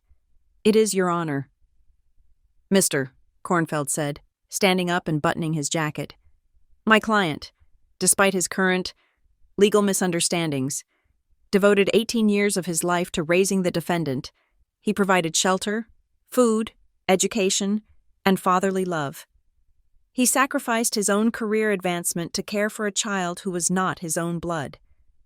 Now that the defendant has come into a substantial fortune, a fortune preserved only because of my client's diligent guardianship, we believe he is entitled to fair compensation. We are asking for $20 million. $20 million. It was a number so absurd I almost laughed, but I kept my face stone cold. "And does the defendant have counsel?" Judge Vance asked, looking at me. I stood up. "No, Your Honor, I will be representing myself," Richard smirked. I saw him whisper something to Kornfeld, probably telling him that I was arrogant and out of my depth. He thought that because I was 18, I did not know how a courtroom worked. He forgot that while he was watching football, I was reading contract law in the library to survive him. "Very well," Judge Vance said. "Mr. Kornfeld, call your witness." Richard took the stand. He played the victim perfectly. He talked about the sleepless nights, the expensive private schools which he never paid for, the emotional toll of raising a difficult child. He cried on cue, wiping his eyes with a tissue provided by the bailiff. "I loved her like my own," Richard sobbed. "I never asked for a penny. I just wanted her to be safe. And now, she has turned on me. She has destroyed my reputation because of a few accounting errors. I just want what is fair. I gave her my life." "Thank you, Mr. Sterling," Kornfeld said, looking satisfied. "Your witness." I walked to the podium. I did not look at the jury, because there was no jury. This was a bench trial. I looked only at the judge, and then at Richard. "Mr. Sterling," I began, my voice clear and steady. "You claim that your services as a guardian were worth $20 million over 18 years. Is that correct?" "It is a low estimate," Richard sniffed. "Love is priceless." "Let us stick to math, not poetry," I said. "You stated that you sacrificed your career. But according to the tax returns I submitted as Evidence A, your income actually tripled during the years you were my guardian. Can you explain that?" "I worked hard," Richard snapped. "I built Sterling Heights." "We will get to Sterling Heights," I said. "But first, let us discuss the nature of our relationship. You claim you acted as a father, but was it not true that you were, legally speaking, a paid employee of the Blackwell Trust?" "I was your guardian," Richard shouted. "I have here the original last will and testament of my mother, Isabella Blackwell," I said, holding up a document from my folder. "Clause 4, Section C. It states Richard Sterling shall be appointed as custodian, for which he shall receive a monthly stipend to cover all expenses related to the child, plus a management fee." I walked closer to the stand. "A management fee," Richard, You were not a father. You were a property manager. And the property was me. That is just legal jargon, Richard argued, sweating now. Let us look at the payment history, I continued, tapping my tablet to cast a spreadsheet onto the courtroom screens. Over 18 years, the Blackwell Trust paid you exactly $16,200,000. That is $75,000 a month. I pointed to a second column. According to the forensic audit of your household spending, the actual cost of my upbringing, food, clothing, public school fees, medical copays, averaged $1,500 a month. That totals roughly $324,000 over 18 years. I paused, letting the numbers sink in. You received $16 million, I said. You spent $300,000 on me. That leaves a profit of nearly $15.9 million. You are not suing for compensation. Richard, you are upset because you lost your cash cow. Objection, Kornfeld shouted. The defendant is speculating. Sustained on the speculation, Judge Vance said, though she was looking at the numbers with narrowed eyes. Stick to the facts, Ms.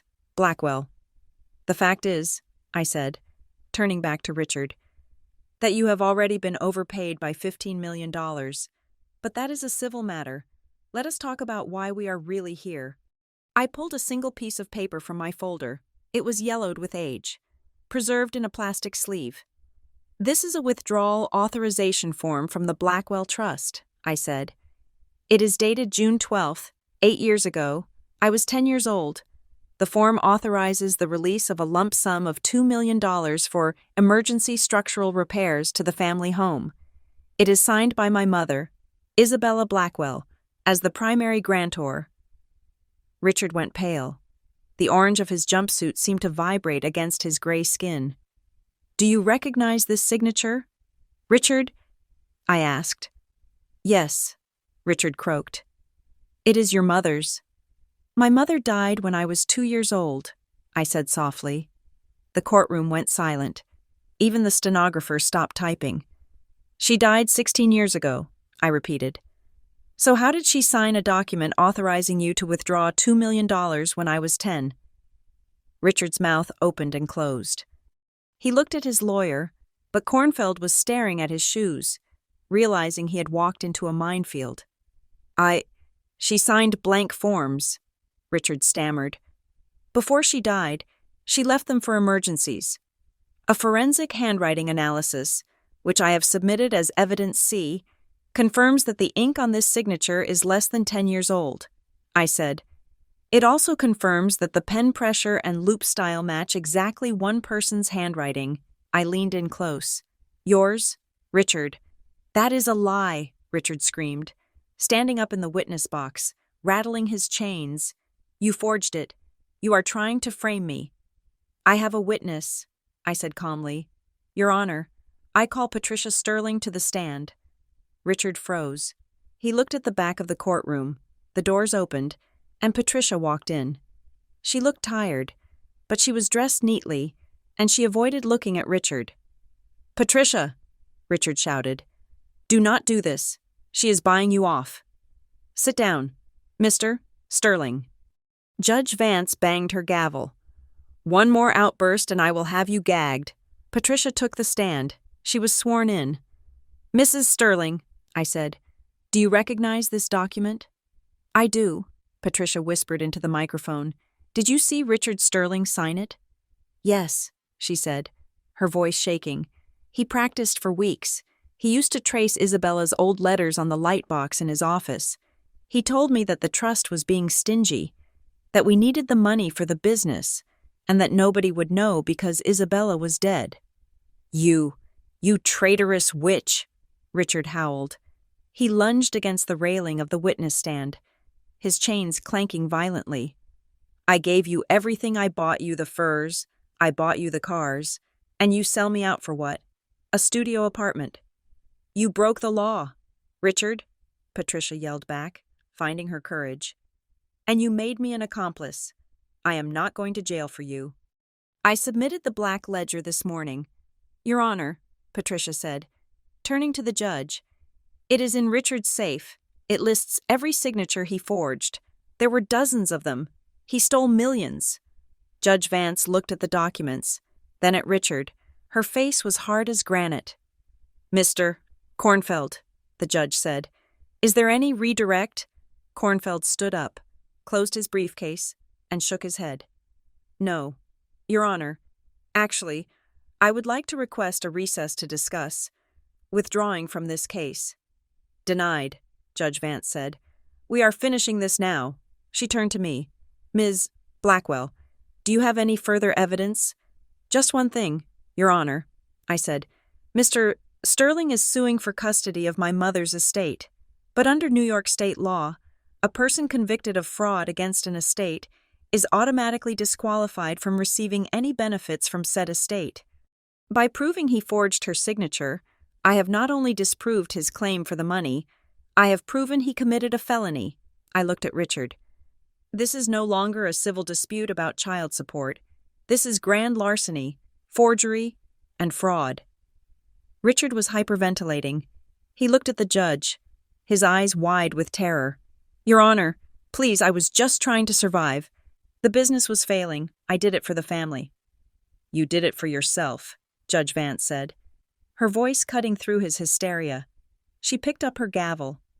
"In the matter of Sterling versus Blackwell, I find in favor of the defendant, Isadora Blackwell. The plaintiff's claims are dismissed with prejudice." She paused, looking down at Richard with pure disgust. "Furthermore, based on the evidence presented in this court specifically, the admission of forgery and the witness testimony regarding grand larceny, I am holding Mr. Sterling in contempt. I am also forwarding the transcript of this hearing and all exhibits to the District Attorney's Office to be added to the current criminal indictment." "Bail is revoked," Judge Vance ordered. "Mr. Sterling is to be remanded to custody immediately." "No!" Richard screamed. Two bailiffs moved in, grabbing him by the arms. "You cannot do this. I am a businessman. I am Richard Sterling, Isadora. Tell them I raised you." I stood there, gathering my single folder. I watched as they dragged him away. He was kicking and screaming. A man who had spent his life pretending to be a lion, now revealed to be nothing but a scavenger. "Isadora," his voice echoed from the hallway even after the doors swung shut. "I am your father. I am your father." The silence that followed was heavy and sweet. "Ms. Blackwell," Judge Vance said. I looked up. "You defended yourself well," she said. "It was rare for a judge to compliment a litigant. I suggest you hire a good security team. Men like that do not let go easily." "I know, Your Honor," I said. "I already have one." I walked out of the courtroom. Patricia was sitting on a bench in the hallway, weeping into her hands. When she saw me, she stood up. "Did I do good?" she asked, her voice small. "Is the deal still on?" "You did what you had to do," I said. "The check will clear on the 1st of the month. Go home, Patricia. Start over." I walked past her, down the long marble corridor of the courthouse. I pushed open the heavy double doors and stepped out into the bright afternoon sun of Manhattan. The air felt cleaner. The city sounded different. For 18 years, Richard Sterling had been a shadow over my life, a constant, looming threat of debt and disapproval. Today, I had not just defeated him, I had erased him. He was no longer a guardian or a father figure. He was just inmate number 74,902. I took a deep breath, filling my lungs with the oxygen of freedom. My phone buzzed in my pocket. It was Harrison. "The stock is up another 4 points. The text read, "And Tiffany has been served with the lawsuit." I smiled. The king was in checkmate. The queen had defected, and the princess was about to learn that in the real world, actions had consequences. I hailed a cab. I did not need the limo today. I just wanted to ride through my city, my empire, and watch the world go by, knowing that for the first time in my life, I owned every single second of it. The gavel came down with a sound that felt like a guillotine blade slicing through the humid air of the courtroom. It was over. The sentencing hearing had been swift, brutal, and entirely devoid of mercy. Richard Sterling, The man who had once strutted through the marble halls of the Apex Tower as if he owned the sky, now stood hunched in his orange jumpsuit, listening to the judge read the epitaph of his former life. 15 years. The judge sentenced him to 15 years in a federal penitentiary for grand larceny, forgery, fraud, and conspiracy to commit kidnapping, because of the severity of the financial crimes and the sheer volume of money he had stolen from a minor. There would be no possibility of early parole for at least 12 years. I sat in the back row, watching the bailiffs haul him away. He did not scream this time. He did not beg. He just looked at me. His eyes were hollow. Stripped of the arrogance that had fueled him for 2 decades, he looked like a husk.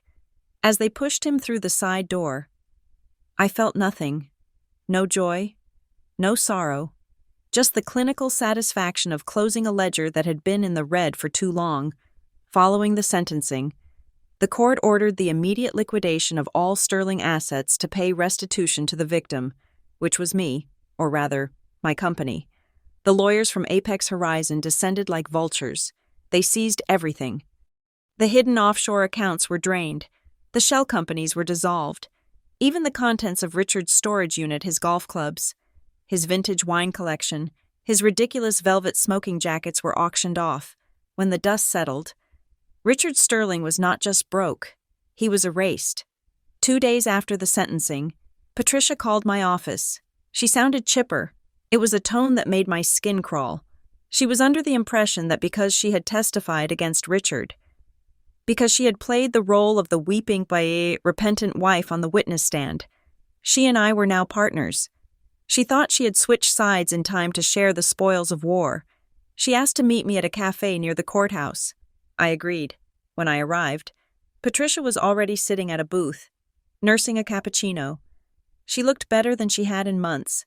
She had evidently used the first installment of the stipend I gave her to get her hair done and buy a new blouse.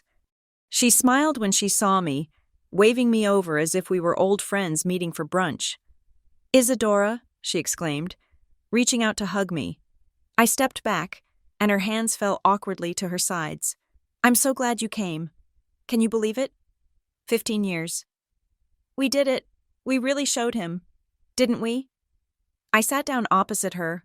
I did not order coffee. I placed a small white envelope on the table. Patricia's eyes lit up. She stared at the envelope with the hunger of a starving dog eyeing a bone. She licked her lips. Is this the settlement?" she asked, lowering her voice to a conspiratorial whisper. The lawyer mentioned something about a lump sum for my cooperation, and I was thinking, since I am going to need a bigger place, that studio in Queens is dreadfully small. Maybe we could discuss an increase in the monthly allowance, just until I get back on my feet. Maybe $10,000. She reached for the envelope. Her fingers were trembling with greed. I watched her open it. She pulled out the contents. It was not a check. It was not a bank transfer authorization. It was a single, flimsy piece of paper with a magnetic strip, a Metro card, a bus ticket. Patricia stared at it. She flipped it over, as if expecting a check to be stuck to the back. There was nothing else. She looked up at me, confusion clouding her eyes. "I do not understand," she said, a nervous laugh bubbling up in her throat. "What is this? Where is the check?" "There is no check." "Patricia," I said. My voice was calm, conversational. "That card has $20 on it. It should get you back to Queens." "But the deal," she stammered, her voice rising in pitch. "The contract. You said $5,000 a month. You said if I testified, you would take care of me. I said if you testified, I would provide you with a stipend for the duration of the trial." I corrected her. "The trial is over. Richard has been sentenced. Your utility as a witness has expired, and so has the contract." Patricia's face went slack. "Expired? How am I supposed to live? I have no job. I have no savings. Richard took everything I helped you. Isadora, I put him in jail." "You put him in jail to save your own skin," I said. "You were complicit in his fraud for 18 years. You signed those tax returns. You spent the money he stole from my mother's trust. You watched him abuse me, neglect me, and treat me like a servant in my own house. You only turned on him when the ship started sinking." I leaned forward. "The deal was that I would not prosecute you for conspiracy and grand larceny," I said, my voice dropping to a steel whisper. "The deal was that you stay out of prison. That is your payment, Patricia, your freedom." "But I cannot survive on nothing," she shrieked, drawing stares from the other patrons. "I am 50 years old. I have never worked a day in my life." I reached into my pocket and pulled out a second piece of paper. I slid it across the table. It was a printout of a local employment center in Queens. "Then it is time you started," I said. "The address on that paper is a temp agency. They are looking for cleaners and kitchen staff. Minimum wage is $15 an hour. If you budget carefully, you can afford a room in a shared apartment." Patricia stared at the paper as if it were a death warrant. Tears streamed down her face, ruining her fresh makeup. "You cannot do this. You are cruel. I was your mother." "You were never my mother," I said, standing up. "You were the woman who sat on the couch watching TV while I scrubbed your floors. You were the woman who told me I should be grateful for the roof over my head while you spent my inheritance on handbags. Well, Patricia, now you have a roof, you have your freedom, and you have hands." I looked down at her one last time. "Use them," I said. "Earn a living. Just like you made me do for 10 years. I turned and walked out of the cafe, leaving her sobbing over a bus pass and a job application. I did not look back. While Patricia was learning the harsh reality of the job market, her daughter was receiving an even more brutal education. Tiffany had been stripped of everything. The private school had expelled her the moment the tuition checks bounced. The Ivy League colleges she had applied to had rescinded their acceptance offers. Citing the morality clauses in their admissions policies, her influencer career was dead, buried under an avalanche of hate comments and lawsuits. I did not have to lift a finger to punish Tiffany. The world did it for me. I parked my car across the street from a brightly lit fast food joint called Burger Universe on the outskirts of the Bronx. I adjusted my sunglasses and watched. Inside, behind the grease-smeared glass, I saw her. Tiffany was wearing a uniform that was 2 sizes too big, a bright yellow polo shirt, and a paper hat that sat crookedly on her head. She was not the polished, diamond-draped princess anymore. Her hair was pulled back in a messy ponytail, and her face was shiny with sweat. She was wiping down a table. A customer, a large man with a thick beard, was yelling at her. I could not hear the words through the glass, but I knew the body language. He was pointing at his burger, shouting about pickles or mustard. Tiffany shrank back, looking terrified. She tried to apologize. Then, the manager stormed over. He was a short man with a red face. He got right in Tiffany's face, shouting, pointing at the floor, pointing at the trash can. Tiffany flinched. She looked like she was about to cry. I remembered the day she turned 16. I remembered her laughing as she threw a milkshake at a waiter because he brought her vanilla instead of chocolate. She had called him pathetic and demanded he be fired. Now, she was the one holding the rag. The manager shoved a mop into her hands. Tiffany took it. She looked out the window for a fleeting second, staring blankly at the street. She looked exhausted. She looked broken. She looked like someone who finally understood the value of $1 because she had to scrub a floor to earn it. I watched her dip the mop into the gray water and start pushing it across the tiles. It was a poetic justice so perfect it almost felt scripted. The girl who had treated people like dirt was now cleaning it up. I put the car in gear and drove away. She did not need me to ruin her life. She was doing a fine job of enduring it on her own. The final act of my revenge required a stage, and that stage was the Sterling estate. I had bought the property back from the bank. It cost me a fraction of its value because nobody wanted a house that was famous for being the center of a massive fraud scandal. It was officially mine. The deed had my name on it, Isadora Blackwell. No trustees, no guardians, just me. On a gray Tuesday morning, I stood at the end of the long driveway. The iron gates were open. The fountain was dry. The grass was overgrown. The house looked like a mausoleum. A monument to a dead era. I was not alone. I had hired a demolition crew. 3 massive yellow bulldozers sat idling on the front lawn, their engines rumbling like hungry beasts.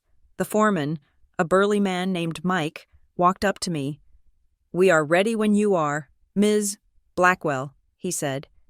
"You sure about this? It is a nice structure, good bones. Could flip it for a profit." "I do not want the profit," I said, staring at the front door where Richard had thrown my suitcase. "I want the space." I looked toward the perimeter fence. Standing on the sidewalk, watching from a safe distance, were 2 figures, Patricia and Tiffany. They had heard about the demolition. Of course they had. They probably took the bus here, drawn by a morbid curiosity, or perhaps a foolish hope that I might change my mind and let them move back in. They looked pathetic. Patricia was wearing a cheap coat from a thrift store. Tiffany was in her work uniform, having likely come straight from a shift. They stood clinging to the bars of the fence, their faces pressed between the iron slats. I saw Patricia mouth the word, "Please." I turned my back on them. I looked at the foreman. "Tear it down," I said. The foreman raised his hand. The engines roared. The first bulldozer surged forward. The metal bucket smashed into the front porch, splintering the wood and crushing the marble steps. The sound was deafening, a crunch of destruction that echoed through the neighborhood. I watched as the machine drove straight through the front door. The facade crumbled. The balcony where Richard used to smoke his cigars collapsed in a cloud of dust. The window of my old bedroom, the tiny, drafty room where I had cried myself to sleep 1,000 times, shattered into dust. It was violent. It was loud. And it was the most beautiful thing I had ever seen. Every brick that fell was a weight lifting off my shoulders. Every wall that crumbled took a piece of my trauma with it. I wasn't just destroying a house. I was exorcising a ghost. I was smashing the memory of Richard's yelling, of Patricia's sneers, of Tiffany's laughter. I glanced back at the fence. Patricia was sobbing, her hands covering her mouth. Tiffany just stared, her eyes wide, watching the only home she had ever known turn into a pile of rubble. They were witnessing the physical manifestation of their consequences. They had built their lives on a foundation of lies, and now they had to watch the roof come down. The demolition took 4 hours. By the time the engines cut off, the Sterling mansion was gone. There was nothing left but a mountain of debris and a cloud of dust settling over the ruins. The sun broke through the clouds, shining down on the empty space where the house used to be. It looked clean. It looked open. I walked over to where the front door used to stand. I picked up a small piece of broken marble from the rubble, a fragment of the grand entryway. I held it in my hand for a moment, feeling its cold, jagged edge. Then I tossed it back onto the pile. "Ashes to ashes," I whispered. I walked back down the driveway, past the bulldozers, past the debris. I stopped at the gate and looked at Patricia and Tiffany one last time. They were still standing there, covered in a fine layer of dust that had drifted over the fence. They looked like statues of misery. "It is over," I said to them. "Go." Patricia tried to speak, but she choked on the dust. She grabbed Tiffany's arm, and slowly, painfully, they turned and walked away. They walked toward the bus stop, 2 small figures disappearing into the gray landscape of a life they had to rebuild from scratch. I got into my car. I did not look back at the ruin. I looked forward, toward the city skyline, toward the apex tower, toward a future that belonged entirely to me. The past was a pile of rocks. The future was an open road, and for the first time in 18 years, I was truly, completely free. The rain had stopped an hour ago, leaving the earth smelling of wet soil and new beginnings. I stood in the center of what used to be the grand foyer of the Sterling estate. Now, it was just dirt. The demolition crew had done their job with surgical precision. They had hauled away every brick, every shard of marble, and every splinter of the mahogany staircase that Richard used to descend like a king. There was nothing left but a flat, open square of land, bordered by the old oak trees that were the only innocent witnesses to my childhood. For years, I had imagined this moment, in my darkest nights, locked in that drafty guest room. I used to fantasize about burning the house down. I thought that destroying it would feel like an explosion of rage, a violent screaming match with the past. But standing there now, with the cool wind brushing against my face, I did not feel rage. I did not feel triumph. I felt a profound, quiet lightness. It was the feeling of putting down a heavy backpack after hiking up a mountain for 18 years. The ghosts were gone. The shouting was gone. The silence here was no longer oppressive. It was peaceful. I had listed the land for sale the day after the demolition. Because of the prime location, a bidding war started immediately. I sold it yesterday for $12 million. It was a staggering sum. But to me, it was not profit. It was blood money, extracted from a place of misery. And I refused to let it sit in my bank account. I refused to let Richard's legacy of greed contaminate my future. I walked back to the pavement where my car was waiting. I had a ribbon to cut. 3 hours later, I stood on a podium in front of a renovated brick building in Brooklyn. It was far away from the gilded cages of the Upper East Side. The sign above the door was modest but permanent. Etched in silver steel, the Isabella Foundation. I looked out at the crowd. There were reporters. Yes, but they were in the back. In the front rows sat the people who actually mattered. There were teenagers in worn-out hoodies, clutching backpacks that contained their entire lives. There were lawyers who worked pro bono. There were social workers who looked tired but hopeful. When I was 12, I said into the microphone, my voice echoing down the street, I found out that I had a fortune waiting for me. But for 6 years, I lived in fear that I would never see it. I lived in a home where love was a transaction and support was a loan. I was lucky. I had a letter from my mother and a lawyer who watched over me. But most children who are trapped in financially abusive homes do not have a Harrison. They do not have a trust fund. They just have the fear. I paused, looking at a young girl in the front row. She reminded me of myself, sharp eyes, guarded expression, wearing a coat that was too thin for the weather. I sold the house where I was abused, I continued, and I used every penny of that $12 million to build this place. The Isabella Foundation is not just a shelter, it is a fortress. We will provide top-tier legal representation for minors fighting for their emancipation. We will provide forensic accountants to trace stolen inheritances, and we will provide financial literacy education so that no child ever has to depend on a monster for their survival. I picked up the oversized scissors. This is for the kids who are told they are a burden. I said, you are not a burden, you are an investment. And today, we are betting on you. I cut the ribbon. The silk parted with a satisfying snap. The crowd cheered, not the polite golf claps of Richard's society parties, but a raw, raucous cheer of genuine joy. As the doors opened and the kids streamed in to see the library, the cafeteria, and the legal clinic, I felt a warmth in my chest that no amount of money could buy. I was not just Isadora Blackwell, the heiress. I was Isadora Blackwell, the architect of a sanctuary, miles away, in a place stripped of all color and hope. A television flickered in a gray common room. Richard Sterling sat at a metal table, staring at the screen. He looked 20 years older than the man who had hosted that dinner party. His hair was white and thinning, his skin papery and sallow. The orange jumpsuit hung off his frame, revealing the sharp angles of his collarbones. He was eating a tray of flavorless mush, protecting his food with a hunched posture that spoke of daily fear. "Hey, old man," a voice grunted. A large inmate with tattoos covering his neck shoved Richard's shoulder. "Move it. That is my seat." Richard flinched. I was just watching the news," he stammered, his voice a rasp. "I said move," the inmate barked, knocking Richard's tray onto the floor. Richard scrambled to pick up the plastic spoon, his hands shaking. He retreated to the corner of the room, leaning against the cold cinder-block wall. He looked up at the TV mounted on the ceiling. There I was. I was on the screen, smiling, holding the scissors, surrounded by cheering teenagers.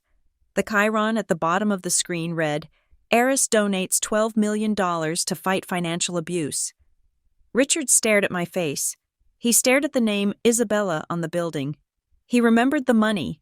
He remembered the $12 million. That was the value of his house. That was the value of the land he had lost. He watched me give it away without a second thought. He watched the world applaud me for destroying the very capital he had worshipped his entire life. A single tear leaked from his eye and tracked through the grime on his cheek. He wiped it away quickly, terrified that someone would see weakness. Was he crying because he was sorry? Was he crying because he missed me? Or was he crying because he was watching $12 million evaporate into charity when he could not even afford a packet of ramen noodles at the commissary? He did not know. The grief and the greed were so tangled inside him that he could no longer tell them apart. He just knew that he was in a cage of his own making, and the key was on the television screen, living a life that he was no longer part of. He turned away from the screen and curled up on his bunk, facing the wall, as the darkness of his sentence swallowed him whole. Back in the city, the sun was beginning to dip toward the horizon, painting the sky in streaks of violet and tangerine. I stood on the sidewalk outside the foundation, watching the last of the guests leave. "Isadora," I turned. Harrison was standing there. He was not wearing his usual suit. He was wearing a casual jacket and a scarf. He looked relaxed, like a soldier who had finally been discharged from a lifelong war. "It is a good thing you did today," Harrison said, looking at the building. "Your father would have been proud. Both of them." "Thank you, Harrison," I said. "For everything. I could not have survived the last 6 years without you." "I was just the executor," he said with a small smile. "You were the one who executed the plan." He reached into his jacket pocket and pulled out a thick, cream-colored envelope. The wax seal on the back was broken, but the paper was pristine. "I have held on to this for 18 years, Harrison said. "Damon gave it to me the day you were born. He told me to give it to you only after the dust had settled. After you had faced the fire and walked out the other side." I took the envelope. My hands trembled slightly. This was the final voice from the grave. The last piece of the puzzle. I opened it. The handwriting was sharp, angular, and rushed, as if he knew he did not have much time. "My dearest Isadora, if you are reading this, it means you have survived. It means you have navigated the sharks, the liars, and the thieves. I left you a fortune, yes, but I also left you a test. I knew that money exposes the soul. It acts like a magnifying glass for character. Give a good person money, and they will build cathedrals. Give a bad person money, and they will build cages. I could have given you the money unconditionally from day one, but I needed you to see the world as it truly is. I needed you to understand the difference between those who love you and those who love what you can provide. It was a cruel lesson, I know, and I'm sorry for the pain it must have caused you. But the greatest asset I could leave you was not the cash in the bank. The greatest asset is the ability to see clearly, to look at a person and know their price, to look at a situation and know the leverage. You have that now. You have seen the darkness in people, and you have chosen not to let it consume you. Do not let the money define you. Isadora, let it be the tool, not the master. Go live, go be free, and know that you were loved. Not for what you would become, but simply because you were mine. Love, Dad." I folded the letter and pressed it to my chest. A single breath shuddered out of me, carrying with it the last remnants of the orphan girl who had felt so alone. I was not alone. I had been guided every step of the way. Damon had not abandoned me. He had armed me. I looked at Harrison. He knew. He suspected, Harrison corrected. He was a man who prepared for every contingency. He would be very pleased to see who you have become. "I am pleased too," I said. I tucked the letter into my pocket, right next to my heart. "Where will you go now?" Harrison asked. "The board meeting is on Monday." "The board can wait," I said. "I have appointed a proxy for the next month. I am taking a vacation, A real one, not a business trip. "Do you need the driver?" Harrison asked, gesturing to the black limousine idling at the curb. I looked at the limo. It was safe. It was powerful. It was the vehicle of the chairwoman. "No," I said. "Send him home." I turned and walked a few feet down the block to where a different car was parked. It was a vintage convertible, cherry red, with chrome detailing that gleamed under the streetlights. It was loud, it was impractical, and it was absolutely magnificent. I had bought it that morning on a whim. I opened the door and slid into the driver's seat. The leather was warm. I put the key in the ignition and turned it. The engine roared to life with a throaty growl that vibrated through my bones. Harrison stood on the sidewalk, smiling. He gave me a small salute. I shifted the car into gear. I did not look at the GPS. I did not check my stock portfolio. I just looked at the road stretching out in front of me, leading away from the skyscrapers, away from the courts, away from the ruins of the Sterling estate. I pressed the gas pedal. The car surged forward, merging into the traffic of the city that I had conquered. As I crossed the bridge, leaving Manhattan behind, the wind whipped through my hair, untying the severe bun I had worn for weeks. My hair flew loose, wild and free. I watched the sun dip below the horizon, turning the world into a canvas of fire and gold. I was no longer the girl who was kicked out on her birthday. I was no longer the victim of a greedy stepfather. I was no longer just the heir to a billionaire. I was Isadora, and the road ahead was wide open. They say blood is thicker than water. It is an old lie told by families who want to control you. But sometimes, as I learned in the rain on that empty lot, and as I felt in the wind rushing past me now, it is the water, the tears we cry, the oceans we cross, the storms we weather that truly washes us clean. Water clears the wound so that healing can begin. And I was finally, beautifully healed. Thank you so much for listening to my story until the very end. It has been a long journey from that cold driveway to this open road, and I am grateful you took the ride with me. I would love to know where you are tuning in from today. Are you listening from a busy city like New York? Or somewhere quiet and peaceful? Please leave a comment below and let me know. Let's chat and share our thoughts. If you enjoyed this story of justice and new beginnings, please subscribe to the Healing Drama Stories channel, like this video, and smash that hype button so we can share this message of strength with even more people. Until next time, take care of yourselves, and remember to know your own worth.